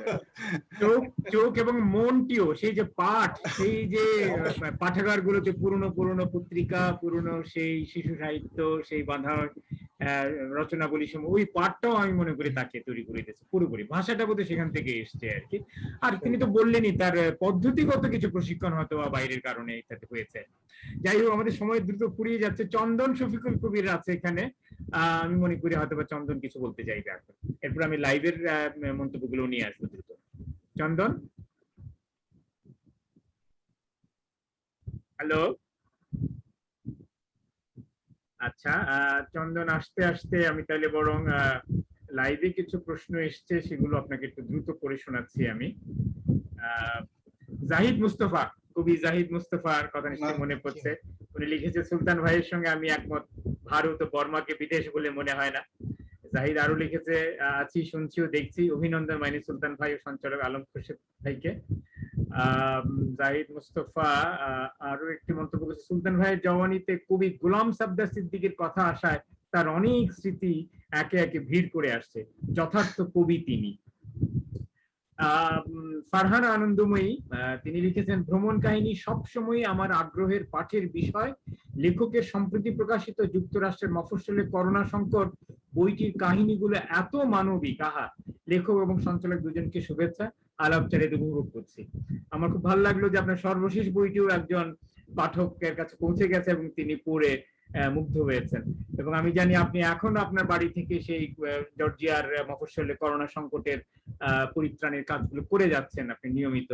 তো আমার মনে হয় সেখান থেকেই এই মানবিকতা, সেখান থেকেই আপনার এই বোধগুলো তৈরি হয়েছে সরাসরি অভিজ্ঞতার আলোকে। আলমগীর হক স্বপন, তিনিও লন্ডনে থাকেন, লিখেছেন, দারুণ ব্যাপার, একজন বিশ্ব উন্নয়ন কর্মী ও কবি, ভালো লাগছে কবির স্মৃতিভাষ্য।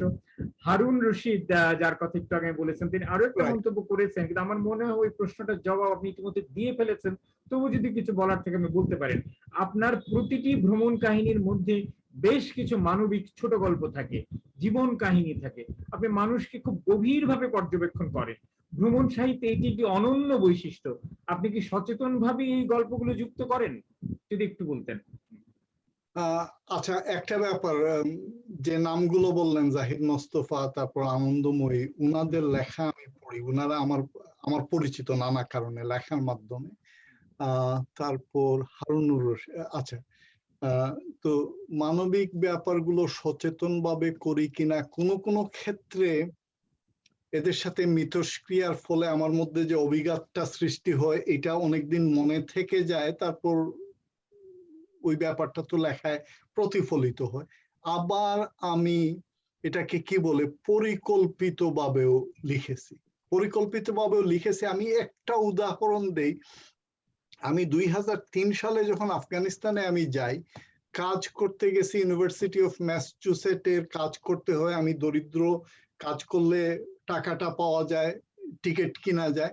তো ওইখানে যখন আমি গেলাম, আমার একটা উদ্দেশ্য ছিল যে আমি চাচ্ছিলাম যুদ্ধের যে ইম্প্যাক্টটা, যুদ্ধের যে অভিজ্ঞতা, এটা গ্রাসরুটে বা মানুষের জীবনে কিভাবে মানুষকে কষ্টে ফেলেছে, কিভাবে মানুষের মধ্যে এটা প্রতিক্রিয়া হয়েছে, এই তত্ত্বগুলা নিয়ে গবেষণা করবো। এটা একটা একাডেমিক ব্যাপার। যখন গবেষণা করতে গেলাম, আমার একটা সমস্যা হচ্ছে, আমি ওই একাডেমিক হিল্লা ধরে আমি কোনো না কোনো দেশে যাই, তারপর ওইখান থেকে চলে যাই এবং নিজের কাজ করতে থাকি। তো আফগানিস্তানে যখন যুদ্ধের ইম্প্যাক্টটা সম্পর্কে আমি ডাটা সংগ্রহ করতেছি, তো তখন তো গল্পের সাথে পরিচয় হলো, লোকজনের সাথে, কারোর সাথে কথা বলতেছি। তো আমি তো চাখানাতে বসে কথা বলি। এখন আফগানিস্তানে চাখানাতে বসে কথা বললে ওরা বলে যে বাড়িতে আসো। তো বাড়িতে গেলাম, তো ওদের বাড়ি বলতে কিছু নাই, কুচি সম্প্রদায়, যাযাবর, বাড়ি বলতে কিছু নাই। ওই উট আছে, তারপর পশু, কি বলে, ছাগল, তারপর মেষ ইত্যাদি, তাঁবু খাটিয়ে বসবাস করতেছে, পাথরের উপর বসতে দিল। বসতে দিয়ে ওই লোকটাকে আমি কাকাজান বললাম। কাকাজান শব্দটা কিন্তু আফগানিস্তানেও ব্যবহার হয়, বাংলাদেশেও ব্যবহার হয়। তো কাকাজান, তো বলে যে কাকাজান, তোমার কাকাজান তো খুব দরিদ্র, কিন্তু তুমি খেয়ে যাবে, তুমি আসছো, তুমি মেহমান। তো নান রুটিটা নিয়ে আসলো। তো নান রুটির মধ্যে কি দেবে? তো ওইখানে ওই যে মশক থেকে ছাগলের দুধ থেকে তৈরি ঘিটা ঢেলে দিল। যে এই ব্যাপারগুলো, আমি তো যুদ্ধের ইম্প্যাক্ট জানতে গেছি, জানলাম বোমা বর্ষণে তার পশুপালের মানে অনেক ক্ষতি হয়েছে ইত্যাদি। তো এটা হচ্ছে আমার ডেটা, কিন্তু ওই মানুষটার সাথে যে যোগাযোগটা হলো, তো এটাকে আপনি যদি বলেন আমি পরিকল্পিতভাবে লিখতেছি, কোনো কোনো ক্ষেত্রে তো আমি পরিকল্পিতভাবেই লিখি। আবার বিবরণেরও একটা ব্যাপার আছে, অনেক কিছুই আমি তো লিখি না, সবকিছু তো লেখার পরিসর নাই। না না, এটা আসলে আপনার অভিজ্ঞতার মাত্রাটাই এরকম। আপনার অভিজ্ঞতা তো ঠিক সেরকম পর্যটকের অভিজ্ঞতা নয়, আপনি আসলে ওদের জীবনের স্বাদ নিতে যান। জীবনের স্বাদের সঙ্গে তো মানুষ তো অঙ্গাঙ্গিভাবে জড়িত। এই কদিন আগে না গতকালই ওদের জাহিদ হায়দার, কবি জাহিদ হায়দার আমাকে ফোন করেছিলেন আর কি।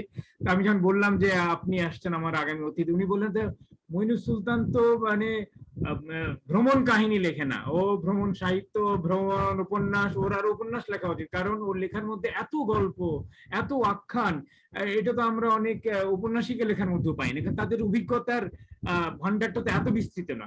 সেটাই তো ফলে, আর আপনার ভিতরে যেহেতু আরো জানার, মানুষকে আরো বোঝার এবং একটা বিশ্ব মানবিকতার, একটা বিশ্ব মানবতার অংশ হিসেবে নিজেকে দেখেন, ফলে এই গল্পগুলো স্বতঃস্ফূর্তভাবে আসে, এবং আসে বলেই হয়তো সেগুলো এত সমৃদ্ধ। এবং তার পেছনে হয়তো আপনার গুরু সৈয়দ মুস্তফা আলীর ভূমিকাও খানিকটা অবচেতনে কাজ করতেও পারে, তিনিও তো তাই করেছেন সে তার ভ্রমণ কাহিনীগুলোর মধ্যে। আচ্ছা, আমি চন্দনকে আরেকবার ডাকবো, যদি সেখানে থেকে থাকে চন্দন, তাহলে হয়তো তোমার কথা একটু শুনতে চাই আমরা। মইনুল সুলতান হয়তো শুনতে আগ্রহী হবেন। তুমি আছো এখন এখানে? আচ্ছা, চন্দনকে পাচ্ছি না। হারুন রশিদ আরো একটা মন্তব্য করেছেন। আচ্ছা, একটা মন্তব্য। হ্যাঁ হ্যাঁ, নিশ্চয়ই নিশ্চয়ই। জাহিদ ভাইয়ের কথায় আমার মানে একটু এক্সাইটমেন্ট হচ্ছে, কারণ আমি উনার পাড়ার ছেলে। তো উনি গত সপ্তাহে এসেছিলেন আমার এখানে অতিথি হিসাবে, ওই আলোচনাতেও তিনি আপনার কথা বলেছেন আর কি। হ্যাঁ, আমি উনার পাড়ার ছেলে। আমি যে ফটো স্টুডিওতে যেতাম, বিদিতা ফটোস, ওইখানে খিলগাঁও বা ওই এলাকায় না, মালিবাগ মসজিদের কাছে। আমাকে বলেছে জাহিদ হায়দার। হ্যাঁ, তো ওই আহমেদ বশির, জাহিদ হায়দার, আবু সাইদ জুবেরি, এই ওস্তাদরা মানে আমার মানে কাছাকাছি লোক। পত্রিকা করতেন, একটা বিপক্ষে নামে একটা লিটল ম্যাগাজিন করতেন, এই তিনজনে মিলে। রাইট, বিপক্ষে, অনেক বছর আগের কথা। তো ওরা ঝুল বারান্দায় নির্বাসন বলে একটা ম্যাগাজিন করেছিলেন। এখন জাহিদ ভাই না আহমেদ বশির কে ছিলেন এটার সম্পাদক, এখন আর মনে পড়তেছে না, উনারা ছিলেন। তো একটা ব্যাপার আমি বলতেছি, উনি যখন ক্যাম্বোডিয়াতে কাজ করেন, ওই সময় আমি ক্যাম্বোডিয়াতে যাওয়া আসা করতাম, ইউনিভার্সিটি অফ ম্যাসাচুসেটসের ক্যাম্বোডিয়া ভিলেজ ডেভেলপমেন্ট প্রজেক্টের হয়ে। শুনেছি ওনার কথা। পরবর্তীতে আমাকে আমার বন্ধু ফারুক মঈনুদ্দিন বলল যে জাহিদ ভাই লিখতেছে। যখন ক্যাম্বোডিয়ায় নামে ওনার একটা বই বেরিয়েছে, এই বইটা পড়ার ব্যাপারে আমার তীব্র আগ্রহ আছে। একটা ব্যাপার, উনাকে এখন নাগাল পাই কিভাবে, উনি সুদানে ছিলেন, সাউথ সুদানে সম্ভবত ছিলেন। আমি গল্প শুনেছি, এই গল্পগুলা কিন্তু শোনা যায়, কে কোথায় যায় এগুলা ইন্টারনেট এর জন্মের আগেও কিন্তু শোনা যেত। তো ওই অভিজ্ঞতাটা নিয়ে উনি যদি লিখেন, আমরা উপকৃত। আমি তাকে জানাবো। যেটা হারুন রশিদ বলেছিল যে নিকারাগুয়া সোমোটো ক্যানিয়নে গাব্রিয়েলা দিয়ে আপনার লেখার সাথে পরিচয় হয় আমার। খুব উপভোগ্য একটি গ্রন্থ ছিল সেটি। নিকারাগুয়া নিয়ে আপনার অভিজ্ঞতা সম্পর্কে শুনতে চাই। তো আমার মনে হয় সেটা তো আমরা খানিকটা শুনেই ফেলেছি আর কি। আর নিকারাগুয়া নিয়ে বলার তো কোনো শেষ নাই, এত প্রচুর রয়েছে, আমাদের সময় এতটা নেই। আমি মাহি আবরার আছে জুমে, এখানে যদি সেই কিছু বলতে চায় তাকে এই সুযোগটা দেবো, আর তা না হলে এরপর আমি আপনার পাঠে চলে যাব আর কি, আপনার নিজের লেখা থেকে একটা পাঠ। মাহিয়া।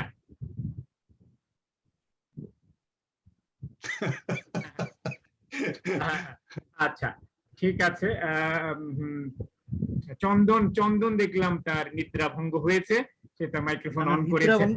নিদ্রা ভঙ্গ না, হাত মুখ সবই বন্ধ ছিল এতক্ষণ। আচ্ছা, এই কারণে এখন খাওয়ার সময় আমার এখানে, তারপরে বাচ্চাদেরকে আনতে যাব, একটু হুড়াহুড়ির মধ্যে আছি। আচ্ছা, তুমি তাহলে মাল্টিটাস্কিং করছো, বোঝা গেছে আর কি। হ্যাঁ, মাল্টিটাস্কিং করছি একদমই। আচ্ছা, যাই হোক, তুমি তোমার ক্যামেরাটা অন করে মইনুল সুলতানকে একটু দেখা দাও এবং দুটো কথা বলো। ক্যামেরা অন করব? আচ্ছা আচ্ছা, ক্যামেরা অন করব। আচ্ছা, খানিকটা এখন দেখা গেল। আচ্ছা, শুভেচ্ছা। হ্যাঁ, মানুষ ভাইকে শুভেচ্ছা এবং ধন্যবাদ জানাই। আপনার অত্যন্ত খুব সাবলীল, খুবই মনে হচ্ছে ঢাকায় বসেই গল্প শুনছি আর কি, মানে সবকিছু মিলে। ওই রাজীব দা যেরকম বললেন, মানে ওই রকম সেই আরেকটা মহাদেশে থেকে খুব পরিশীলিত বা কারোর সাথে কথা বলছে ওইরকম মনে হচ্ছে না, মনে হচ্ছে শাহবাগে বা ঢাকায় বসে কোথাও কথা হচ্ছে। কিছুক্ষণ আগে বাবু ভাই ফোন করলেন, রামপুরার বাবু ভাই, নাজিবুর রহমান বাবু। নাজিবুর রহমান বাবু বাবুকে চিনি, আপনি চিনলেন কিভাবে সেটা বলেন। না, আমি চিনি বাবু ভাই আমার অনেক বড়, কিন্তু বাবু ভাইয়ের সাথে দীর্ঘ প্রায় 30 বছরের সম্পর্ক। জানি আর কি বাবু ভাইকে। বাবু ভাই আমাকে খুবই স্নেহ করেন, পছন্দও করেন বোধ হয়, খালি খালি যে পছন্দ করে ওই রকম মানুষ আর কি। তো হয় না যে এরকম কিছু মানুষ আছে যাদেরকে অযথাই ভালো লাগে বা অযথাই তাদেরকে পছন্দ করে। কি বলছে সেটা বলেন। হ্যাঁ বাবু ভাই, আমি পরে বললাম যে আজকে কিন্তু মইনুস ভাইয়ের কিন্তু ইন্টারভিউ, কথাবার্তা বলবেন। তারপরে ওনাকে ছাড়লাম আমি, আমার একটা ফোন আসলো এবং উনি গিয়ে আপনার এখানে শুনছিলেন। তারপরে আবার আসলেন, বললো যে ঠিক আছে পরে আবার শুনবো। তো এই করতে করতে আমি বললাম যে না, আমি আবার একটু শুনতে চাই। তো উনিও বোধহয় শুনছেন, এখনো শুনছেন হয়তো। হ্যাঁ, তো মাঝে মধ্যে আবার আপনার কথা বলেন, হ্যাঁ, বিভিন্ন প্রসঙ্গ আসলে মইনুস এই, মইনুস ওই, মইনুসের নানান রকমের গল্প আমাকে বলে। হ্যাঁ, কারণ আপনার সাথে যেহেতু আমার কোনোদিনই দেখা সাক্ষাৎ হয়নি, লেখায় ছাড়া। হ্যাঁ, লেখা পড়েছি, নাম জানি, বই আছে, ইত্যাদি ইত্যাদি ইয়েতে। তো বাবু ভাইও আপনার কথা শুনেছে, আশা করি পরবর্তীতে আপনার সাথে কথা হবে। তো এইটুকুই বলার, আসলে এইটুকুই মুগ্ধতা জানানো আর কি। হ্যাঁ, আচ্ছা চন্দন, একটা তথ্য দিচ্ছি। আমি যখন প্রথমবার গৃহহীন হই, আমি গৃহহীন হয়েছি একাধিকবার। প্রথমবার যখন গৃহহীন হই, বাবুর বাড়িটা কিন্তু আমার ডেরা ছিল, বাবুর কামরাটা। আচ্ছা, রামপুরার বাড়িটা, রামপুরা। মনে আছে কিনা আমি জানি না, ওইখানে আমি রাত্রে গিয়ে ঘুমাতাম। এখন বাবু একটা ব্যাপার হচ্ছে কি, ঢাকা শহরের সবচেয়ে সুন্দর কালেকশন ছিল আন্তর্জাতিক সাহিত্যের এবং চিত্রেরও। আমি ভ্যান গগের চিত্র, ওই মোটা মোটা বইগুলা ওইখানে পড়েছি। জ্যাক লন্ডন বাবুর ওইখানে ছিল, পড়ার চেষ্টা করতাম, অভিধান দিয়ে পড়তে হতো। তো বাবুর ব্যাপারে আমাকে অনেক কিছু মনে করিয়ে দিলেন, অনেক ধন্যবাদ। একদমই তাই বাবু ভাই, এখনো পর্যন্ত আমি খানিকটা যতটুকু পঠন পাঠন বা লেখালেখি করলে বাবু ভাইয়ের শরণাপন্ন হই, এবং উনি কয়েক ঘন্টার মধ্যে মোটামুটি একটা গাইডলাইন দিয়ে দেন আমাকে। এবং যথারীতি এখনো উনি মানে শাহবাগ ওইদিকে গেলে, নীলক্ষেত গেলে বই ছাড়া উনি ফেরেন না, স্টিল ওই অবস্থায় আছে। এবং এবং বলছে যে এই বইগুলো যে আমাকে একসাথে করতে হবে এবং ওগুলোকে সাজাতে হবে, এটা আমি শুনছি বছরের পর বছর ধরে, বাট বই কেনা ওনার কখনো থামেনি এখনো পর্যন্ত।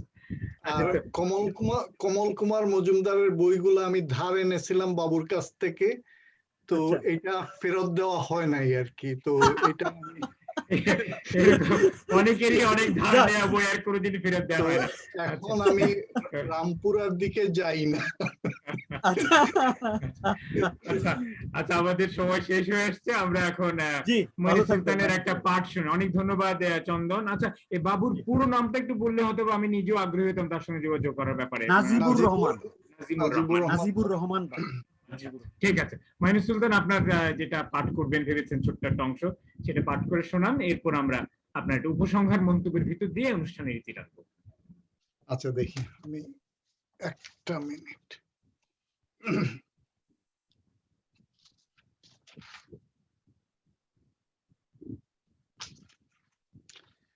আমি কাবুলের কারাওয়ানসরাই থেকে প্রথম দিকের একটা প্যারাগ্রাফ পড়তেছি। এই প্যারাগ্রাফের সাথে আমার স্মৃতির একটা গভীর সম্পর্ক আছে, তো এখান থেকে পড়ছি। প্রথম যেবার কাবুল আসি, তার পরের দিন সিরক আলবিরুনি ধরে হাঁটতে হাঁটতে চলে যাই কেল্লা ফতুল্লায়। ভাঙ্গা ইটের জুরজুরে দেউড়ির সামনে জংদরা ট্যাঙ্কের নল ধরে ঝুলাঝুলি করছিল কয়েকটি পথ শিশু। কেল্লার হাসিয়া ধরে পায়ে চলার পথে ছড়িয়েছিল সোনালি সব বুলেট কেসিং আর মর্টারের খোল। এসব অতিক্রম করে বালুকালিপ্ত কাকড়ময় ঢালে এলে দেখতে পাই চাদুয়ান নিচে রংজলা কার্পেটে বসে এক সফেদ শ্বশ্রু বৃদ্ধ বুজুর্গ। তিনি বালুকায় গর্ত করে তাতে তার 2 পা ঢুকিয়ে বসে আছেন। আমাকে ডেকে চা পুসি থেকে ঢেলে সবুজ চা খেতে দেন। তার গৃহ বোমাদগ্ধ হলে অগ্নিতাপে ঝলসে বেগুনি হয়ে যায় তার 2 পা। হাসপাতালে যাওয়ার বিত্ত তার নেই। প্রদাহ অসহনীয় হলে তিনি তপ্ত বালুকায় পা ঢুকিয়ে বসে থাকেন। আমার সাথে জবানে ইশারায় তার বিস্তর বাতচিত হয়। খানিক দূরের কবরগাহে গুড়ের উপর গজাচ্ছে অল্প বিস্তর গাছপালা, উঠছে 1-2টি প্রজাপতি। ওইদিকে ইশারা করে বৃদ্ধ আমাকে গাছ ও প্রজাপতির দাড়ি প্রতিশব্দ, দরখ ও পরোয়ানা তালিম দেন। দাওয়াত দেন আবার এসে চাদুয়া তুলে বসে গল্প গুজব করা। Thank you. অসাধারণ, দুর্দান্ত পাঠ হলো আর কি। আমি মনে করি এই পাঠ শুনেই প্রত্যেকেই আপনার লেখা পড়তে আগ্রহী উঠবে। আপনার এই ভাষার মাধুর্য, এই অভিজ্ঞতার যে ঐশ্বর্য। তো আমরা শেষ করব। আজকে 25শে মার্চ, আমরা সবাই জানি আমাদের স্বাধীনতা সুবর্ণ জয়ন্তী আগামীকাল পালিত হবে। তো এই মুহূর্তে অত্যন্ত একটা গুরুত্বপূর্ণ তাৎপর্যপূর্ণ মুহূর্তে দাঁড়িয়ে একজন দেশপ্রেমিক নাগরিক, বাংলা ভাষা সংস্কৃতির অনুরাগী, আবার পাশাপাশি একজন বিশ্ব নাগরিক, এই হিসাবে আপনার বাংলাদেশকে ঘিরে এখন কি অনুভূতি, কি স্বপ্ন, কি প্রত্যাশা কাজ করছে, এই স্বদেশ ভাবনাটুকু দিয়েই আমরা আজকে এই অনুষ্ঠানে ইতি টানব। সময়টা আমার বারবার মনে পড়ে, ওই ডিসেম্বর ওই মাসগুলো যখন মুক্তিযোদ্ধারা এই দেশে আসছিলেন। সকালবেলা আমরা ঘুম থেকে উঠে দেখলাম বাংলাদেশের পতাকা উঠতেছে। এই ব্যাপারটা মানে আমাদের মানে আবেগের একটা ব্যাপার আছে। এটা কিভাবে বলবো, আমরা যখন প্রথম ঢাকা শহরে আসি তখনও কিন্তু বাংলাদেশ খুব দরিদ্র ছিল, খুবই দরিদ্র ছিল। বলা হতো বিশ্বের অন্যতম একটি দরিদ্র দেশ। কিছুদিন আগে আমার এক বন্ধু নকিব ফিরোজ, কথাশিল্পী নকিব ফিরোজ, আমি টেলিফোন করেছিলাম। তো বললো যে মানুষ, আমরা যে গরিবিটা দেখেছি ওইটা নাই, ওইটা দূর হয়েছে। তো এটা বিশাল ব্যাপার। তো আমি যেসব জায়গাতে কাজ করি ওইগুলো কিন্তু খুবই দরিদ্র। এই তুলনায় বাংলাদেশের এই ব্যাপারগুলো কিন্তু আমাকে আসলেই আবেগপ্রবণ করে, আনন্দিত করে। আরো কিছু কিছু ব্যাপার, আমার আরেক বন্ধু কবি জাফর ওয়াজেদ, আজকাল সাংবাদিক হিসাবে তার যশ হয়। আমাদের যুগে সে কবি ছিল, এখন কবিতা লিখে কিনা আমি জানি না। আমি টেলিফোনে কথা হলো, তো সে আমাকে বলল ওই যে ব্রিজ গুলা হয়েছে, পদ্মার উপর ব্রিজ হয়েছে, যমুনার উপর, এগুলা ছিল না তো, আমরা ফেরিতে যেতাম, তো এই জিনিসগুলা হয়েছে। তারপর আকাশ রেল হচ্ছে। আমি অনেক দিন ধরে স্বপ্ন দেখতেছি যে আকাশ রেলটা হয়ে গেলে ট্রাফিকের গোলমাল এড়িয়ে বাংলা একাডেমি পর্যন্ত যাওয়া যাবে বা শাহবাগে আসা যাবে সহজে। তো এই জিনিসগুলা হচ্ছে, এই জিনিসগুলা খুবই আনন্দিত করে। তো এখন কি দেখতে চাই আগামীতে, আমার ভীষণ, আমার কিছু স্বপ্ন তো আছে। বাংলাদেশে সাম্প্রদায়িক দাঙ্গা যেন আর না হয়।